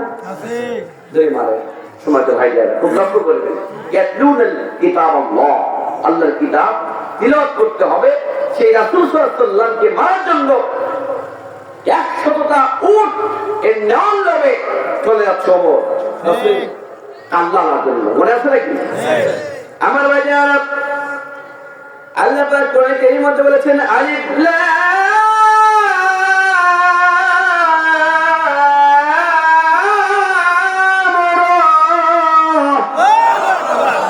কিতাবুন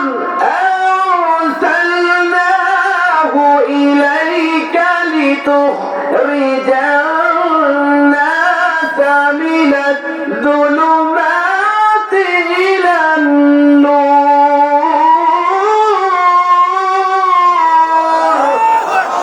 আল্লাহ তাআলা বলেন, কিতাবুন আরসালনা ইলাইকা লিতুখরিজান নাসা মিনাদ যুলুমাতি ইলান নূর।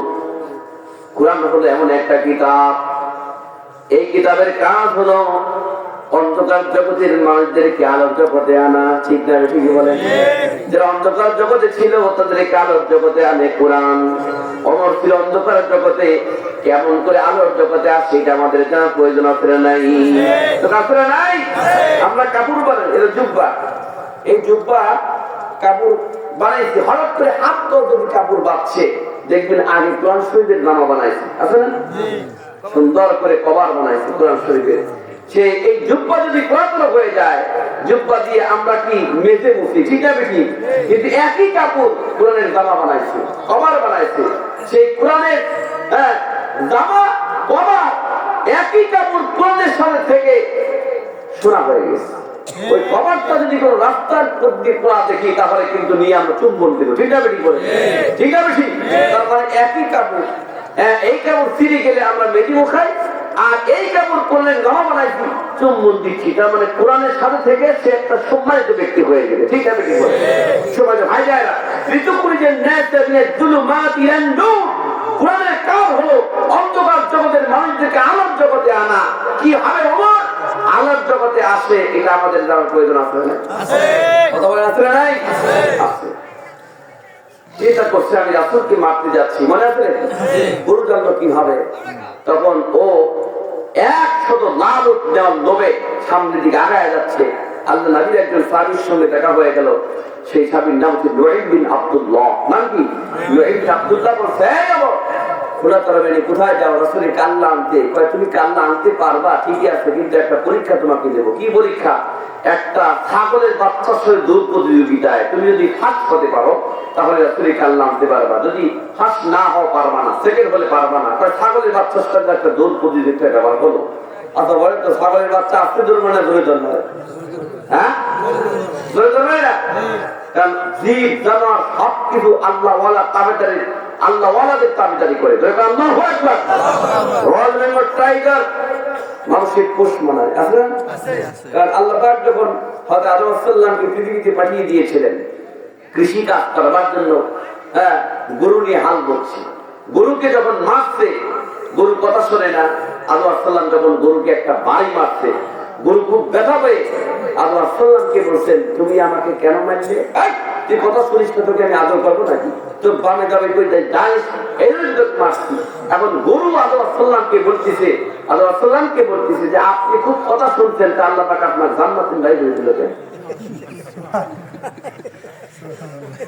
কথা বলেন নাই?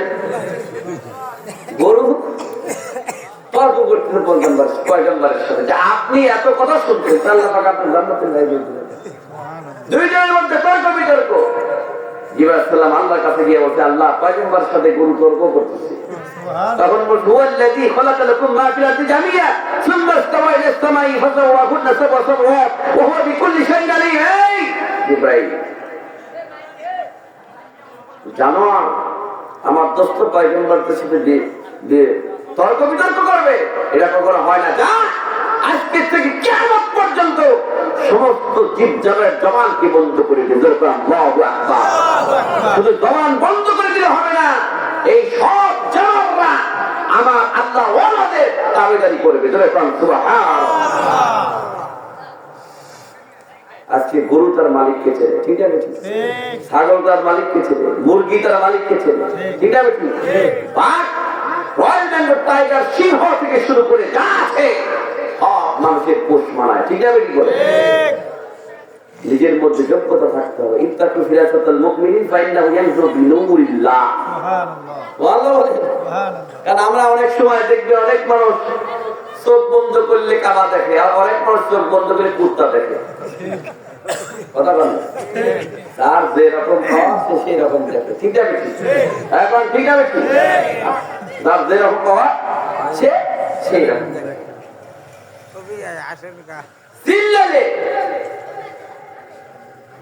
ইমানি শক্তি দিয়ে সামনের দিকে আগাতে হবে ভাই।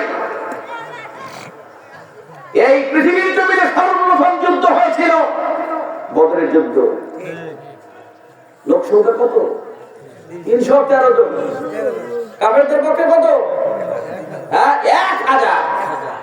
সেনাপতিরা বলছিল কি, আমাদের অস্ত্র নাই, বন্দুক নাই, গুলি নাই, তরবারি নাই, কি দিয়ে যুদ্ধ করবো? সেনাপতি বলছে, আমাদের অস্ত্র, বন্দুক, গুলির প্রয়োজন নাই। মক্কার মুখে খেজুর গাছ আছে, চারটার মতো শেষে খেজুর গাছে ওঠো, একটা করে ঢাল মারো, নারায়ে তাকবীর, আল্লাহু আকবার বলে কাফিরদের উপর ঝাঁপিয়ে পড়ো, আল্লাহু আকবার। একটা করে খেজুর ঢাল ভেঙে নারায়ে তাকবীর, আল্লাহু আকবার বলে যখন কাফিরদের উপর ঝাঁপিয়ে পড়েছিল, কাফেররা বলছিল, জীবনে বহু মার খাইছি, কিন্তু খেজুরের ঢালের মারের জোর যে এত জীবনেও দেখি না। আল্লাহু আকবার। ইমানের স্পিড থাকতে হবে, ঠিক আছে? সেই যুদ্ধের ময়দানে পালিয়ে হুঁশ পায় নাই, 70 জনকে কতল করছে, 70 জনকে বন্দী করে নিয়ে চলে গেছে। সেই আল্লাহ এখন আছে না নাই? কথা আছে না নাই? আছে। কিন্তু ভাই ইমানি শক্তি দিয়ে সামনের দিকে আগাতে হবে। যেই নেতা ক্ষমতায় বসলে অন্য কোন দলের লোক বাড়িতে থাকতে পারে না, যেই নেতা ক্ষমতা আসে ক্ষমতা থাকাকালীন তাফসীর মাহফিলকে বন্ধ করে ষড়যন্ত্র করে, যেই নেতা ক্ষমতা থাকলো তাফসীর মাহফিল বন্ধ করে আলেমদেরকে জেলখানায় ভরে আটকে রেখে বিভিন্ন প্রলাপ চালায়, প্রয়োজন হবে ওই নেতা জিব্বা কেটে কুত্তা দিয়ে খাওয়াই দিব, তা মুসলমান জাতি ওই নেতার কাছে মাথা নত করবে না, করবে না, করবে না, করে যাবে। আমাদের নেতা কারা? নামাজ পড়ে না তারা, ঠিক আছে? আমাদের নেতা কারা? এলাকার মধ্যে সবচেয়ে সুদার উঠেছে, ঠিক ঠিক উষার উঠে আলেম ওলামারা কোন নেতা আব্দিক টাকায় কথা বলে না, ঠিক কথা বলে কোরআন হাদিস দিয়ে, কথা ঠিকটা বেঠিক বলে, ঠিকটা বেঠিক। খালি বসতে একদল খাইছে আর একদল খাওয়ার জন্য চুলকানি শুরু হয়ে গেছে। তোরের মন কথা কয় না, তোরের মন, পুলিশ পুলিশ তোরের মন, পুলিশ পুলিশ তুমিও খাবা, তার মানে তোমার গায়ে লাগে কেন? নিবন্ধিত অনেক দল বাংলাদেশে আছে, কথা ঠিকটা বেঠিক বলে। কোন দল এ কথা বলে না, তুমি বলো কেন? তার মানে তুমিও খাবা। তোরের মন পুলিশ পুলিশ, আমরা সব বুঝি, ঠিকটা বেঠিক বলেন। আমরা বুঝি যেই নেতার মধ্যে কোরআন আছে, যে নেতার মধ্যে নামাজ আছে, সেই নেতাকে আমরা দেখতে চাই। যেই নেতা খাওয়া পাটি, ওই নেতাকে আমরা দেখতে চাই না, কথা ঠিকটা বেঠিক বলেন। নবী আব্দুল্লাহ বলছে ছাগলের বাচ্চা দুধ বলে, মনে আছে? ঠিক আছে, আমি ছাগলের বাচ্চা দুধ বলতে দিব। খলিফাতুল মুসলিমিন ওমর বিন খাত্তাব তখন ইসলাম গ্রহণ করেন। তখন দুই সাইডে ডাক্তারে, তখন অনেক দূর নবী আব্দুল্লাহ দাঁড়িয়ে যখন ছাগলের বাচ্চাকে ডাক দিয়েছে, এত দূরে দৌড় মারছে, খাবার চেষ্টা করে হলেও এখান দিক বাম দিক খুব চেষ্টা করে হলেও ওমর ছাগলের বাচ্চাকে ধরতে পারেনি। আল্লাহু আকবার। নবী আব্দুল্লাহ, আল্লাহর কসম পারবি না রাসূলের কাল্লা আনতে, বরং তোর কাল্লা, তোর মাথা রাসূলের কদম উপরে দিয়া ভিতরে করছে। ওমর চিন্তা করছে, আমি রাসূলকে মারতে যাচ্ছি, গরু জানলো কি হবে, নবী আব্দুল্লাহ জানলো কি হবে। তখন তার মনের মধ্যে একটু ভয় সৃষ্টি হয়ে গেছে। দেখবেন আমরা বাইক নিয়ে যাই, ড্রাইভিং লাইসেন্স সবই আছে, যদি কেউ বলে সামনে যাচ্ছে না, হোন্ডা কিন্তু বাইক কিন্তু পুলিশ ধরতেছে, সবকিছু থাকার পরে মনের মধ্যে গুজর গুজর করবে, ঠিক আছে? হ্যাঁ, চিন্তা করছে যে আমি রাসূলকে মারতে যাচ্ছি, তারপরেও আমাকে দিতে হবে 100 লাল উট।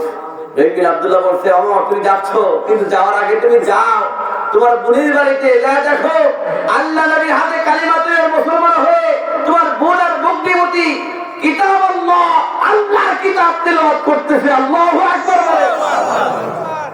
ওমরের মাথা আরো গোলা হয়ে গেছে। ভিতরে দেখে বোন বকরিমতি কোরআন শরীফ তেলাওয়াত করতেছে। ভিতরে ঢুকলেন, বকরিমতিকে মার, কোন স্বামীকে মারবে, স্ত্রী বসে থাকবে না, স্ত্রী দ্রুত গতিতে স্বামীকে ঠেকাইছে। সঙ্গে সঙ্গে অমর বোনের উপরে মার, বোনকে যখন মারতেছে, বোন তখন অমরকে বলতেছে, অমর তুমি হচ্ছে খাত্তরের বেটা আর আমি হলাম খাত্তরের বেটি, তুমি মনে করেছ তোমার মায়ের ছোটে আমি ইসলাম থেকে দূরে সরে যাব না? এমন ইসলাম কবুল করেছি আল্লাহ নবীর কাছে, ইসলামের উপর যত আঘাত আছে ইমানের স্পিড তত বৃদ্ধি হয়। আল্লাহু আকবার। ইমানের স্পিড তত আরো বৃদ্ধি হবে, আমি ইসলাম থেকে দূরে সরে যাব না। তখন ওমরের বোন বলতে, আল্লাহ তুমি আমাকে হিম্মত দাও, আমাকে শক্তি দাও, ইসলামের অটল থাকার কারণে আমার ভাই আমাকে মারছে, এই ভয় যেন আমি ইসলাম থেকে দূরে সরে না যাই। আমার ভাই বোনের অবস্থা দেখে, রক্তাক্ত শরীর দেখি, রক্তের একটা টান আছে না নাই? দেখো আছে না নাই? সঙ্গে সঙ্গে ওমর তার বোনকে বলতে, বললে আমি তোমাকে একটা জিনিস বলতে চাই, সেটা হলো ঘরের মধ্যে ঢোকার আগে তোমাদের জমাতে একটা শুনছিলাম, সেই কিতাবটা কি, আমাকে কি বলবা? বোন বলতেছে, ভাই রে এটা কিতাব এমন একটা কিতাব, এই কিতাবটা অপবিত্র অবস্থায় কিতাবটা স্পর্শ করা যায় না, যদি ধরতে চাও পবিত্র হতে হবে। আল্লাহু আকবার। আমার ভাইজান, তাহলে কি করতে হবে? গোসল করতে হবে। আল্লাহু আকবার।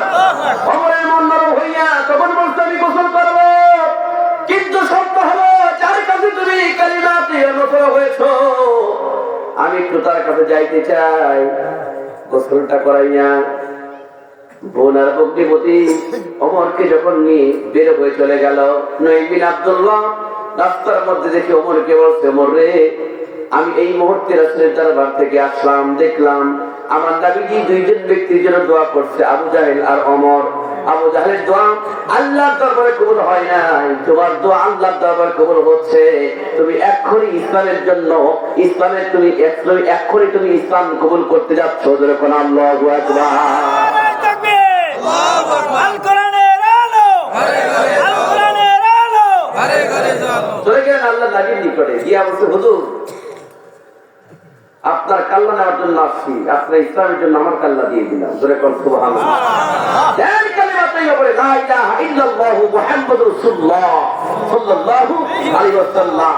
আল্লাহর নবী জনাব মুহাম্মদ সাল্লাল্লাহু আলাইহি ওয়াসাল্লাম এর হাতে কালিমাতে মশলা হয়ে রাঙা তরবারি নিয়ে ওমর ঘোষণা দিয়ে দিলেন, সুবহানাল্লাহ, এই মক্কাবাসীরা, আমি ইউনিটাল কমপ্লিট ইসলাম কালিমা তীরের মশলা হয়েছি।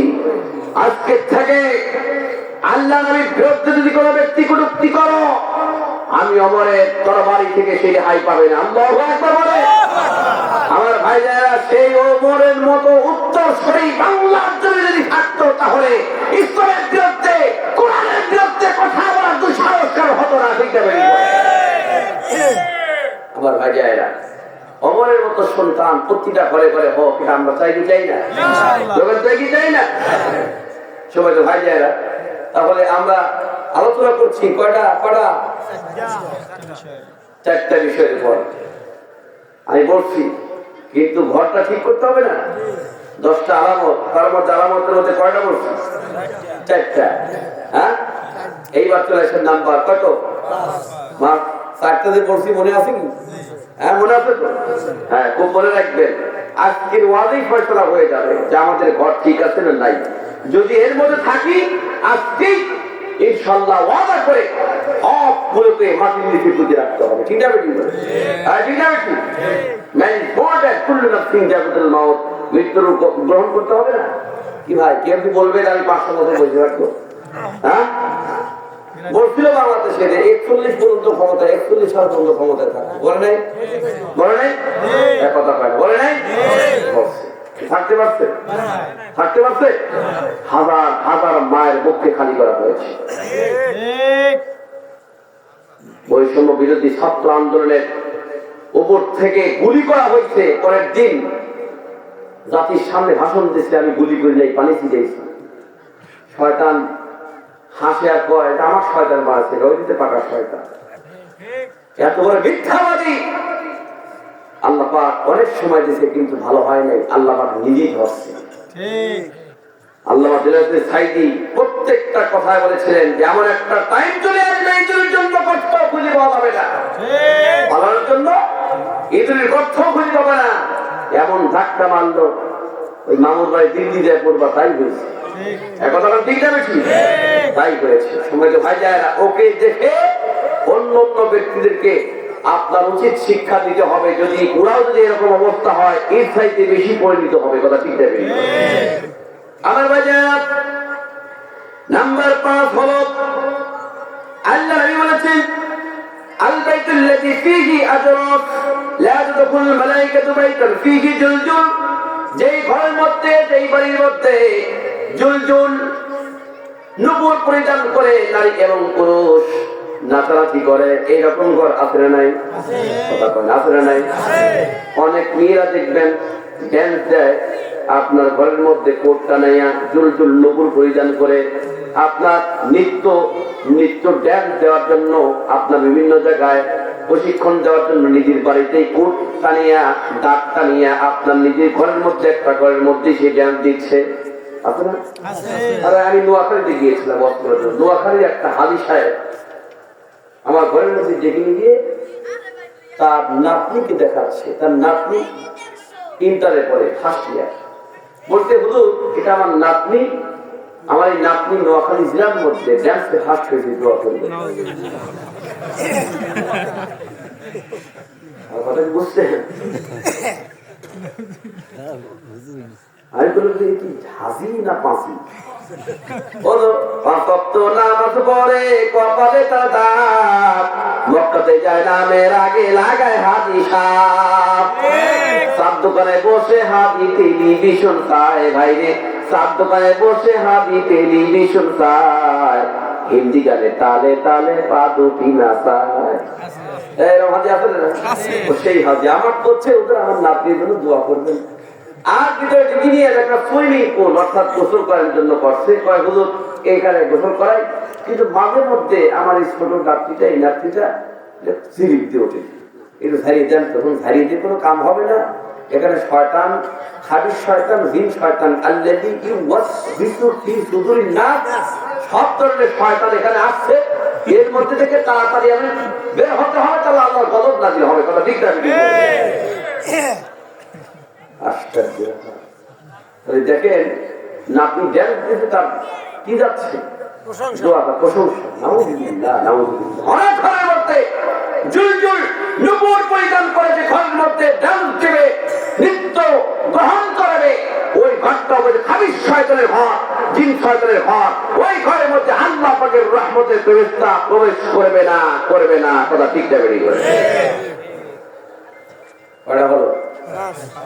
শেষ করে দিব না, চলবে? নাম্বার 4 হলো কয় নাম্বার বলেন? এইবার চলে আসেন নাম্বার 6, 6 আল বাইতুল্লাযী ফীহি তামাসিল লা তাদখুলুল মালায়েকাতু, বাইতাল ফীহি তামাসিল, যে ঘরের মধ্যে মূর্তি থাকে, আলমারির মধ্যে মূর্তি, শোকেসের মধ্যে মূর্তি, খাটের উপরে মূর্তি আছে না নাই? ছেলে মেয়ে যখন দুনিয়াতে আসে তখন আমরা মূর্তি কিনে দেই, এই ধরনের বা আছে না নাই? দেখবেন এখন একটা মূর্তি বের হইছে, মূর্তি টোকা দিলে আছে না? একটা মূর্তি বের হইছে, এখন টোকা দিলেন সন্তান ও এরকম করে আছে না? সন্তান যা করে ও তা কি তাই করছে।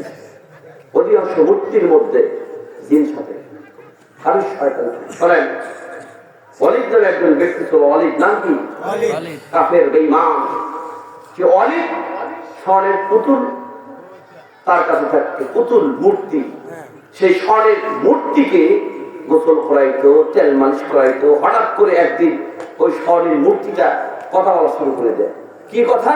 যে আমার মালিক ওয়ালিদ মক্কার বুকে মুহাম্মদ নামে একজন ব্যক্তি নবী দাবি করছে, এটা মিথ্যা নবী। নাউযুবিল্লাহ, মূর্তি এই কথা বলছে, মূর্তি।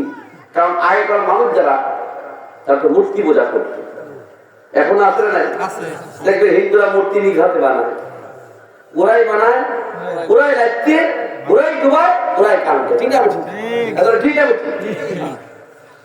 আবু জাহেল মূর্তি পূজা করত। একদিন তাকে বীর দাওয়াত দিয়েছে, সে চিন্তা করতে আমি সবচেয়ে বড় প্রেজেন্টেশন দেব, আমার উপরে কেউ উপহার দিতে পারবে না। তখন প্রেজেন্টেশন সবচেয়ে বড় প্রেজেন্টেশন দিয়ে একটা মূর্তি কান্তে করে নিয়ে যাচ্ছে। যাইতে যাইতে হঠাৎ করে আবু জাহেলের প্রস্তাব লাগছে। এখন মূর্তিকে একটা গাছের নিচে দাঁড় করাইয়া আপনার রাস্তার এক পাশে প্রস্তাব করে দিচ্ছে। এখন হঠাৎ করে একটা কুকুর দিকে যাচ্ছে, কুকুরের কানই তো হচ্ছে ঠ্যাং আলোক করে প্রস্তাব করা। ঠিক আছে? কে মূর্তি আর কে ভগবান এটা দেখার বিষয় নাই। এখন কুত্তা দেখছে যে ওই গাছের নিচে মূর্তি দাঁড়িয়ে আছে, একবারে কুত্তা যাইয়া একবারে মূর্তির মুখ চাটিয়ে মুখ বরাবর ঠ্যাং আলোক করে। এখন আবু জাহেল চিন্তা করতেছে আমি প্রস্তাব করি সামনের দিকে, কিন্তু শব্দ পিছন দিকে করবে না। এখন দেখে তারা ভগবান মূর্তিকে একবারে গোসল করা দিচ্ছে, চলে গেছে কুকুর ছাড়িয়ে তো। তখন ভিতর থেকে রুমাল বাহির করিয়া বলছে, এই মূর্তি করছে, সারা জীবন তোকে প্রণাম করলাম, কুত্তার শক্তি তোর নাই। তাহলে মুহাম্মদ নামে একজন ব্যক্তি যে মক্কা নগরী আসছে, ইনি হচ্ছে সত্য নবী।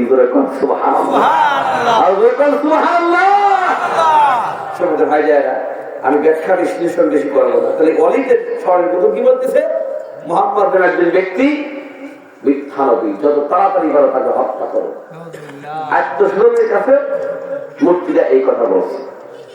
যখনই বলার পর খুব লক্ষ্য করেন, যখনই বলছে বলার পর আত্মীয়স্বজনকে ডাকছে, আত্মীয়স্বজনের কাছে এই কথা বলতেছে, তাড়াতাড়ি পারো মোহাম্মদকে হত্যা করো, নচেত আস্তে আস্তে তার দল ভারী হয়ে যাবে। আল্লাহ নবী করে চিঠি লিখে দিল। অনেক বলছে স্বর্ণের পুতুল, স্বর্ণের মূর্তি আপনার বিরুদ্ধে কথা বলছে, আপনি যে সত্যি নবী হন তাহলে আপনার পক্ষেই বলবে, কিন্তু বিরুদ্ধে কেন বলে? মক্কার বুকে একটা মিটিং এর ব্যবস্থা করবো, হাজার হাজার মানুষের সামনে স্বর্ণের মূর্তি বক্তব্য দিবে, যদি আপনার পক্ষে বলে আমরা সবাই আপনার দলে যোগদান করব, যদি বিরুদ্ধে বলে তাহলে আপনাকে আমাদের দলে আসতে হবে। আমার বাজার আমার নবীজি চিঠি বস্তিক নিচে দিয়ে দিলেন আর বললেন, যা স্বর্ণের পুতুলের জবান থেকে আমি যদি কথা শোনার জন্য রেডি। আল্লাহু আকবার বলেন। আমার বাজারা খুব লক্ষ্য করবেন, রাসূল যখন কোন জায়গায় যান আল্লাহর কোন হুকুম না করে যান না, কথা ঠিক না বেশি? আবু বকর বলছে, হুজুর আপনি যাবেন না, আপনাকে বেঈমান, আপনাকে বেইজ্জতি করবে, হত্যা করবে, আপনি যাবেন না। আল্লাহ যদি যাইতে বলে আমরা যাবো, আমাদের যাওয়ার কোনো প্রয়োজন নাই। আল্লাহর তরফ থেকে নির্দেশ আসলো, হাবিব আপনি যান, মিটিংয়ের মধ্যে যোগদান করেন। স্বর্ণের মূর্তি বাড়িতে আপনার বিরুদ্ধে কথা বলেছিল, আর মক্কার বুকে হাজার হাজার মানুষের সামনে যা বলবে আপনার পক্ষেই বলবে। সেই সিস্টেম পদ্ধতি আমি আল্লাহ পাক করে দেবো। আমার যখন সাহাবীদেরকে নিয়ে মিটিং এর মধ্যে প্রবেশ করলেন, অনেক বলছে, হ্যাঁ স্বর্ণের পুতুল তাড়াতাড়ি কর, তোর কথা শোনার জন্য অপেক্ষা করছে। স্বর্ণের পুতুল হাত রুজু করলো, উঁচু করে পড়ে বলছে, হ্যাঁ মক্কাবাসীরা, তোমাদের মাঝখানে এমন একটা ব্যক্তি দাঁড়িয়ে আছে যার আসলে নাম আহমদ, জমিনে যার নাম মুহাম্মদ, সে হচ্ছে সত্য নবী। আল্লাহু আকবার।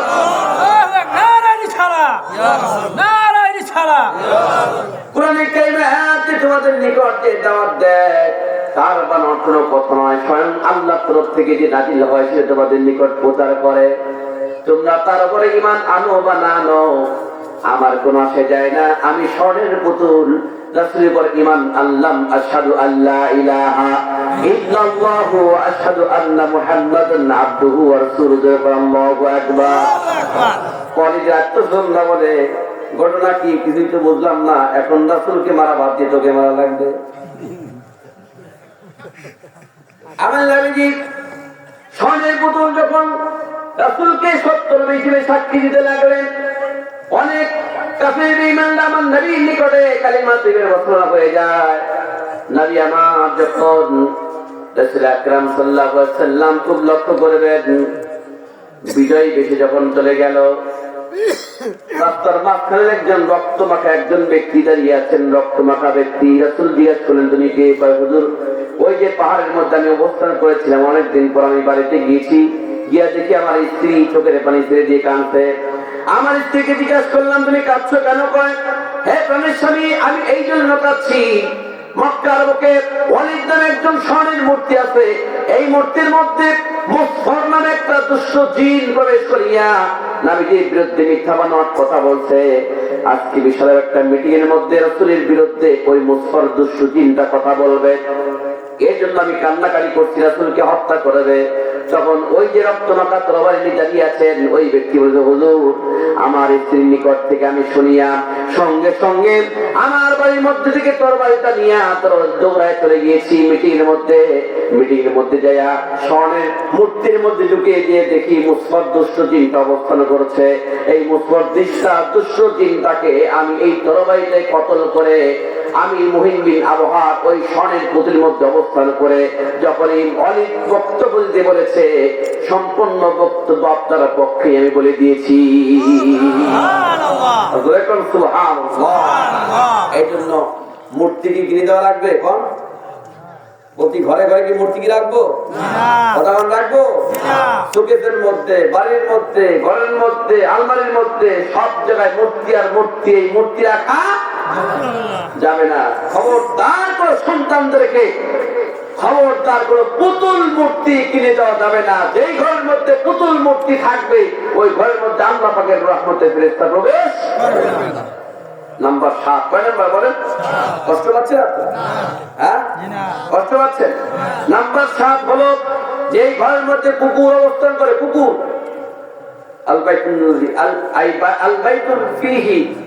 যে ঘরের মধ্যে কুকুর থাকে, কুত্তা থাকে, দেখবেন এই বাংলাদেশে লক্ষ লক্ষ টাকা দিয়ে কুকুর কিনে এসেছে, লক্ষ লক্ষ টাকা দিয়ে কুত্তা কিনতেছে। যে ঘরের মধ্যে কুকুর থাকবে, ঘরের মধ্যে আল্লাহ পাকের রহমতের ফেরেশতা প্রবেশ করবে না। নাম্বার 8, কয় নাম্বার? 8 নাম্বার হচ্ছে আল বাইতুল্লাযী ফীহি বাউল মুনতাকি, যে ঘরের মধ্যে সন্তানের প্রসাবকে পায়খানাকে আটকে রাখা হয়। দেখবেন একটা খাটের উপর শয়তান থাকে, সেই সন্তান কি করছে, প্রসাব করছে, ওই প্রসাবের খাতা টানাগুলো না ধুয়ে একটা খাটের উপর ঠিক করে রাখছে। ওই ঘরের মধ্যে দুর্গন্ধ বের হয়। ওই ঘরের মধ্যে দুর্গন্ধ যখন বের হয়, দুর্গন্ধ বের হওয়ার কারণে আপনার ওই ঘরের মধ্যে আল্লাহ পাকের রহমতের ফেরেশতা প্রবেশ করবে না। আর অ্যাটাচড বাথরুম যে ঘরের মধ্যে থাকবে, ওই বাথরুমের দরজাটা সবসময় বন্ধ করে রাখতে হবে, কারণ খাবিশ শয়তান, ভিন শয়তান সবসময় আপনার বাথরুমের মধ্যে অবস্থান করে। কথা ঠিক আছে? বাথরুমের দরজাটা সবসময় কি বন্ধ করে রাখতে হবে, খুব লক্ষ্য করবে। কয় নাম্বার? 8 নাম্বার চলে গেল। নাম্বার 9, কয় নাম্বার? যখন কয় নাম্বার? 9 নাম্বার হচ্ছে যে ঘরের মধ্যে, যে ঘরের লোকজন মেহমানকে দেখলে বিরক্ত বোধ করে। আলহামদুলিল্লাহ, আসলে নাই যদি মেহমান আসতে চায়, আত্মজন আসতে চায়, যদি ফোন দেয় যে ভাই আমি আসতেছি, তখন কয় যে আমি আন্তরিক আছি। কি কয়? কি কয়? আমি বাড়িতে নাই, তোর ভাবিও নাই, আন্তরিকে আছি, আমি এটা কাজে যাচ্ছি। তার মানে খালিও দিবে না। দেখবেন ফকিরকে ভিক্ষা দেওয়া হয়, অনেক মানুষ বিদেশে লিখে রাখে কুকুর হইতে সাবধান, যাতে ফকির এসে ডিস্টার্ব না করে, ঠিকটা বেশি করে। সর্বশেষ 10 নাম্বার হলো, সর্বশেষ 10 নাম্বার খুব লক্ষ্য করবেন, যে ঘরের মধ্যে বাঘের চামড়া লটকানো থাকে। কি যে চামড়া? বাঘের চামড়া লটকানো থাকে, ওই ঘরের মধ্যে আল্লাহ পাকের রহমতের ফেরেশতা প্রবেশ করবে না। এই 10টার মধ্যে যে আমরা থাকি, ইনশাআল্লাহ আজকে আমরা কি করবো? জীবন্ত কবর দেবো ইনশাআল্লাহ। যে আয়াতটা নিয়ে আমি আপনাদের সামনে তেলাওয়াত করছিলাম, মনে আছে? 4টা দশটা, কয়টা? একটা বলছি, ইয়াতলুনা কিতাবাল্লাহ, তাহলে ঠিকটা বেশি করবে। কিতাব তিলাওয়াত করতে হবে। এরে ভাই, কিতাব তিলাওয়াত করতে হলে খুব লক্ষ্য করবেন, আল্লাহ নবী একজন সাহাবী, জলিল কদরের সাহাবী, তিনি হচ্ছেন গরম সাহাবী হযরত ওমর বিন খাত্তাব রাদিয়াল্লাহু তাআলা। গভীর রাত্রিতে বাড়ি থেকে বের হয়ে এখন রাত 2টার সময় যখন ঘরের মধ্যে ঢুকবে, দেখে তার বাড়ির সামনে একটা টুপলার নির্দিক তাকাইতে দেখে টুপলার নিচ দিয়ে রক্ত প্রবাহিত হচ্ছে।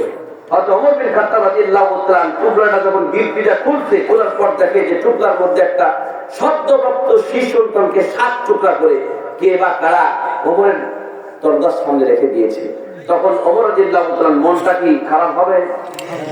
হ্যাঁ, তখন চিন্তা করতে কে করলো?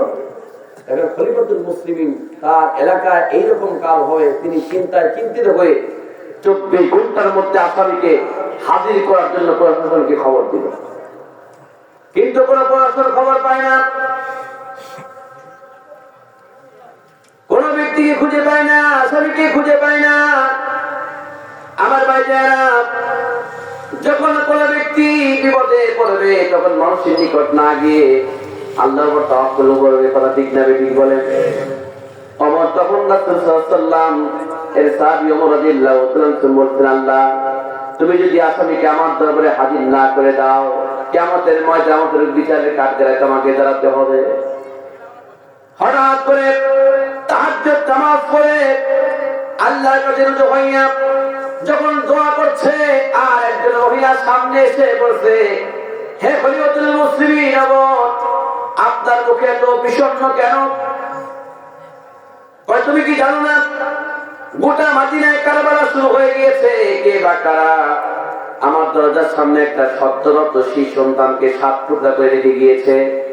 আমি ওই আসামিকে খুঁজে পাই না, যার কারণে মনটা খারাপ। ওই নারী বলছে, আমি যদি আসামিকে খুঁজে বাই করে দেই, তাহলে আপনি আমাকে কি পুরস্কার দিবেন?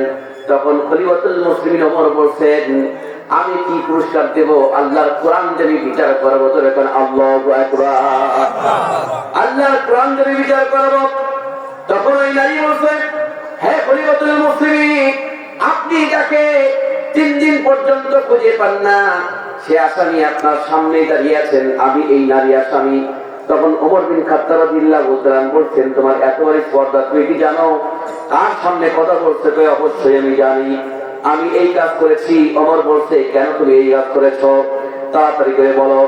ওই মহিলা, ওই নারী বলে, হে খলিফাতুল মুসলিমিন রাদিয়াল্লাহু তাআলা, আমি অমুক মহল্লায়, আমার মা নাই, দুনিয়া থেকে তিনি বিদায় চলে গিয়েছেন, আমার বাপকে নিয়ে আমি সংসার চালাইতাম। একটা দিন আমি দুপুরের বেলায় গোসল করিয়া আমি আমার কাপড়টা লেগে যাওয়ার জন্য আমার ছাদের উপরে উঠেছি। ছাদের উপরে যখন কাপড় লেগে যাওয়ার জন্য উঠেছি, আমার বাড়ির পাশ দিয়া 3টা যুবক যাইতেছিল। এই 3টা যুবক হঠাৎ করে আমার মুখটা দেখে ফেলেছে। মুখটা দেখার পরে পরের দিন আমার বাড়িতে পানি খাওয়ার নাম নিয়ে, পানি খাওয়ার বাহানা নিয়ে আমার বাড়ির মধ্যে ঢুকলো। ঢোকার পরে আমার শরীরটা নষ্ট করার অনেক চিন্তা ভাবনা করলো, কিন্তু আমি রেহাই পেয়েছি।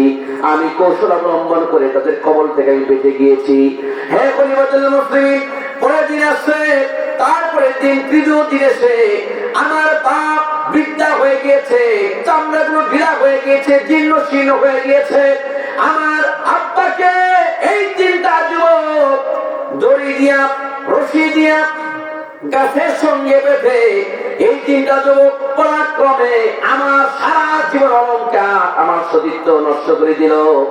এই 3টা যুবক আমাকে ধর্ষণ করলো। আমি হাজার চেষ্টা করে, যা আমি সর্বশক্তি দিয়ে আমি চেষ্টা করলাম, কিন্তু 3টা যুবকের কাছে আমি হেরে গেলাম। আমি হাজার চেষ্টা করে আমার সতীত্ব আমি রক্ষা করতে পারলাম না।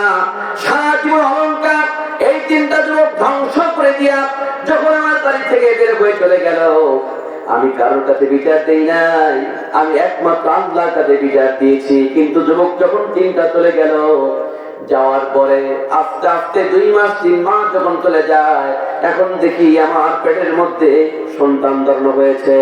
সন্তান যখন আমার পেটের মধ্যে ধারণ হলো, আমি চিন্তিত হয়ে গেলাম। আর চিন্তা করলাম, এই মুখ আমি কার কাছে দেখাবো? লজ্জায় লজ্জিত হইয়া বাড়ি থেকে বের হতে পারি না, মানুষের কাছে যাইতে পারি না। কিন্তু আমি কোরআন পড়া ছাড়ি নাই, নামাজ ছাড়ি নাই। হঠাৎ করে 1 মাস 2 মাস 3 মাস যাওয়ার পরে আসন্ন প্রসবা, সন্তান যখন ভবিষ্য হবে, এর 5-6 দিন আগে আমি তাহাজ্জুদ নামাজ পড়ে আমি যখন ঘুমায় পড়েছি, হঠাৎ করে আমি ঘুমের মধ্যে স্বপ্ন দেখতেছি। কে যেন আমাকে এসে বলছে, হে মহিলা, তুমি এত চিন্তা করো কেন? তোমার পেটের সন্তানকে তুমি কি করবা? তুমি চিন্তায় চিন্তিত হয়ে গিয়েছো। হ্যাঁ মহিলা, তুমি আল্লাহর কোরআন পড়ো। আল্লাহর কোরআন পড়তে তোমার পেটের সন্তানকে তুমি কি করবা সেটা আল্লাহ পাক কোরআনের মধ্যেই বলে দিয়েছে। সুবহানাল্লাহ। তুমি কোরআন পড়ো, তাড়াতাড়ি কোরআন পড়তে তোমার পেটের সন্তানকে তুমি কি করবা এটা আল্লাহ পাক কোরআনের মধ্যে বলে দিয়েছেন। হ্যাঁ খলিফাতুল মুসলিমিন, আমি স্বপ্ন দেখি কোরআনটা রিসার্চ করা শুরু করে দিলাম, কোরআন পড়লাম। আমার ভাইয়েরা, কোরআন কি ফয়সালা দেয় এটা আমাদের জানার প্রয়োজন আছে না নাই? কথা বলেন, কারা কারা শুনবেন হাত তুলে দেখান। নারায়ে তাকবীর, নারায়ে তাকবীর। হাতটা নামান ভাই। কিন্তু ভাই আমি একটু বলতে যাচ্ছি, সেটা হলো ফয়সালা দেব, তার মধ্যে একটু 5 মিনিট একটু কাজ করতে চাচ্ছি। সেটা হলো আল্লাহ কোরআন তিলাওয়াত হয় এই পশ্চিম শিলা নুরানি মাদ্রাসায়, কথা ঠিক যাবে ঠিক? আমি বলতে চাই না, সেটা হলো আপনাদের কাছে রুমাল যাবে, যে যা পারে রুমালের মধ্যে মাদ্রাসার জন্য দিবেন। কি হ্যাঁ দেবেন কিনা? ইনশাআল্লাহ। আর 4টা যে ব্যবসার কথা বলেছি, 4টা না আসলে যাবো না। কি কর? হ্যাঁ রুমাল নিলাম, রুমাল নিয়ে। আর তারপরেও যদি কোনো ব্যক্তি বলতেছেন যে হুজুর আমি 1000 কি 2000 কি 500 আমি আলাদাভাবে দান করবো, আপনি বলতে পারেন যে হুজুর আমি এই মাদ্রাসার জন্য আমি এত টাকা দিলাম। এই আপনি রুমাল দিয়ে দান করেন। রুমাল নেন, একটা রুমাল আলো, চাদর আলো ওঠে, চাদর আলো কেটে ওঠে, চাদর। হ্যাঁ, যে যা পারেন যান, দ্রুত। হ্যাঁ যান, রুমাল নেন। যে যা পারে সবাই তো ভাই যায়। আমি এই চারটা ব্যবসার কথা বলেছি। কয়টা বলো? চারটা ব্যবসা। কিতাব আল্লাহ, আল্লাহর কিতাব তেলাওয়াত। নাম্বার 2, খুব লক্ষ্য করবেন, নাম্বার 2 ওয়াকামুস সালাহ, নামাজ পড়তে হবে। কি পড়তে হবে? নামাজ নামাজ নামাজ নামাজ নামাজ। নামাজ ছাড়া কোনো উপায় নাই। তাহলে 1 নাম্বার আল্লাহর কিতাব তেলাওয়াত, নাম্বার 2 কি? নামাজ। আল্লাহ রাসূলের জামানায় একজন ব্যক্তি মারা গেছে। তার জানাজা নামাজ পড়ার জন্য সামনে যখন রাসূল দাঁড়িয়েছেন, হঠাৎ করে দেখে তাহার রাকাল কাঁপানো, তার কাপড়ের কাপড়টা লড়তেছে। তখন রাসূল মনে করছে ব্যক্তিটা জিন্দা করবে। এখন হঠাৎ করে আরেকটু নজর করে দেখে যে না, ওই কাপড়ের মধ্যে একটা জীবন্ত সাপ ঢুকে তার গোস্ত সিঁড়ি সিঁড়ি সিঁড়ি সিঁড়ি খাচ্ছে। একটা জীবন্ত সাপ ওই কাপড়ের মধ্যে ঢুকে তার গোস্ত সিঁড়ি সিঁড়ি খাচ্ছে। তখন সাপটাকে বাহির করে দেওয়ার জন্য আল্লাহ নবী সাহাবী হযরত আবু বকর সিদ্দিক রাদিয়াল্লাহু তাআলা সাপটাকে বাহির করার জন্য যখন সামনের দিকে আগায় গিয়েছে, তখন সাপটা কাপড়ের মধ্যে থেকে কাল্লা মাথাটা বাহির করে দিয়ে আবু বকর আল্লাহু আকবার বলেন।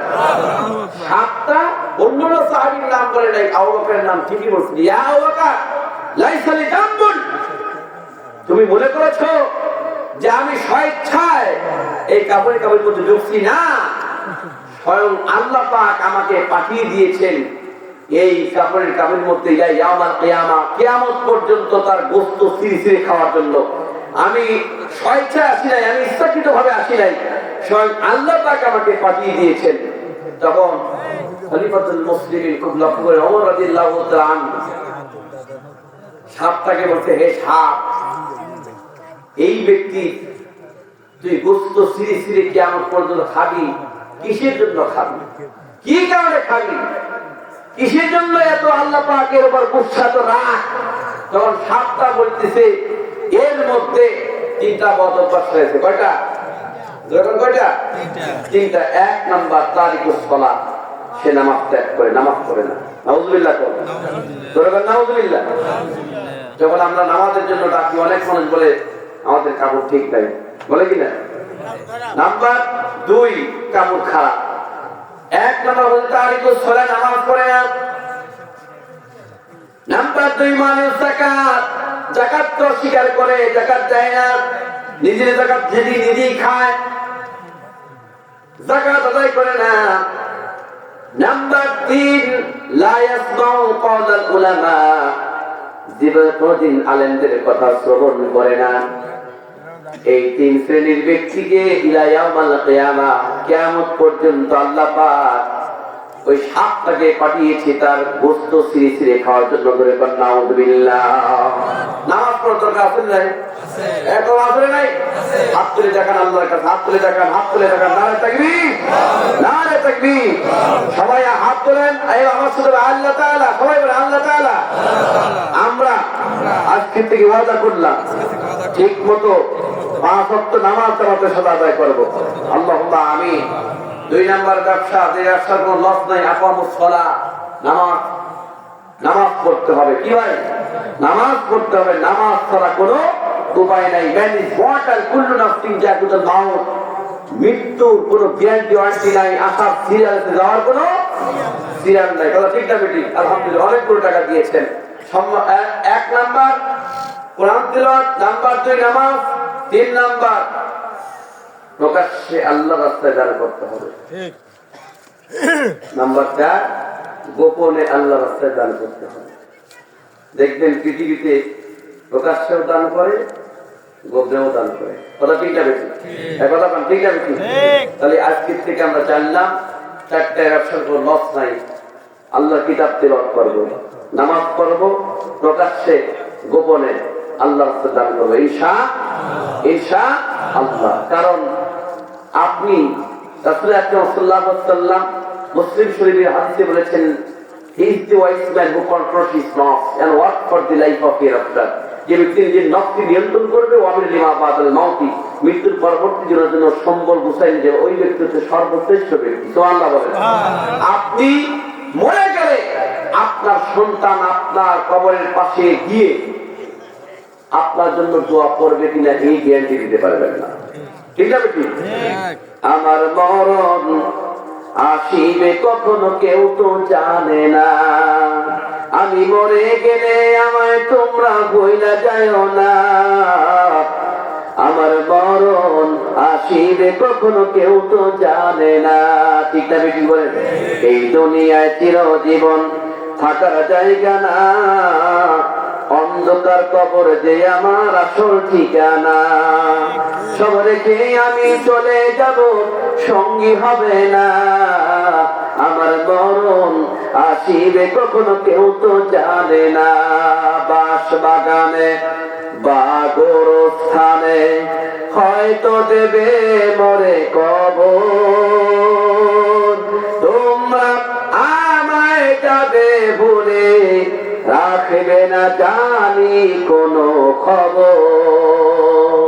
পড়বে কি মনে আমার কথা, ফেলবে কি অশ্রু কোনদিন, হারিয়ে যাব একদিন আমি, রব নাই ভুবনে চিরদিন। ঠিক আছে ঠিক?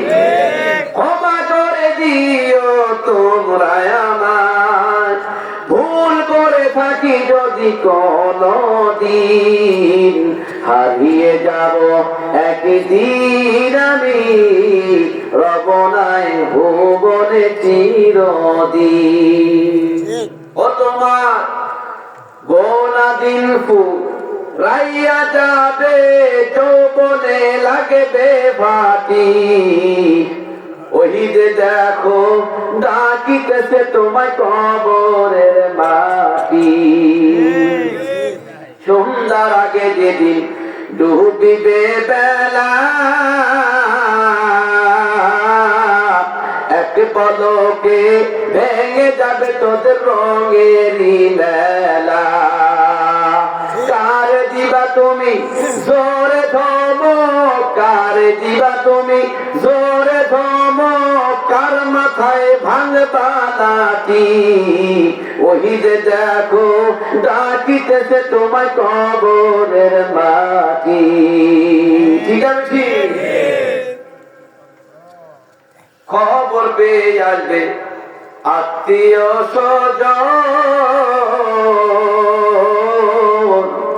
তোমারই চার পাশে বৈশা তারা করিবে কান্দ, সাজাইবে মনের মতন, সাজাইবে মনের মতন, কি সুন্দর পরিপাটি, ওই যে দেখো ডাকিতেছে তোমার কবরের মাটি। ও তোমার গোনা দিন রাইয়া যাবে, যৌবনে লাগবে ভাটি, ওই যে দেখো ডাকিতেছে তোমার কবরের মাটি। কবরের জন্য মাল সামানা আমাদের দুনিয়া থেকে গুছাই নিতে হবে, কথা ঠিক না বেশি? তাহলে আজকে আলোচনায় আমরা যা শিখলাম, যা বললাম, আল্লাহ পাক আমাদেরকে আমল করার তৌফিক দান করুন। আল্লাহুম্মা আমিন। দোয়া করবেন না আমার জন্য সবাই?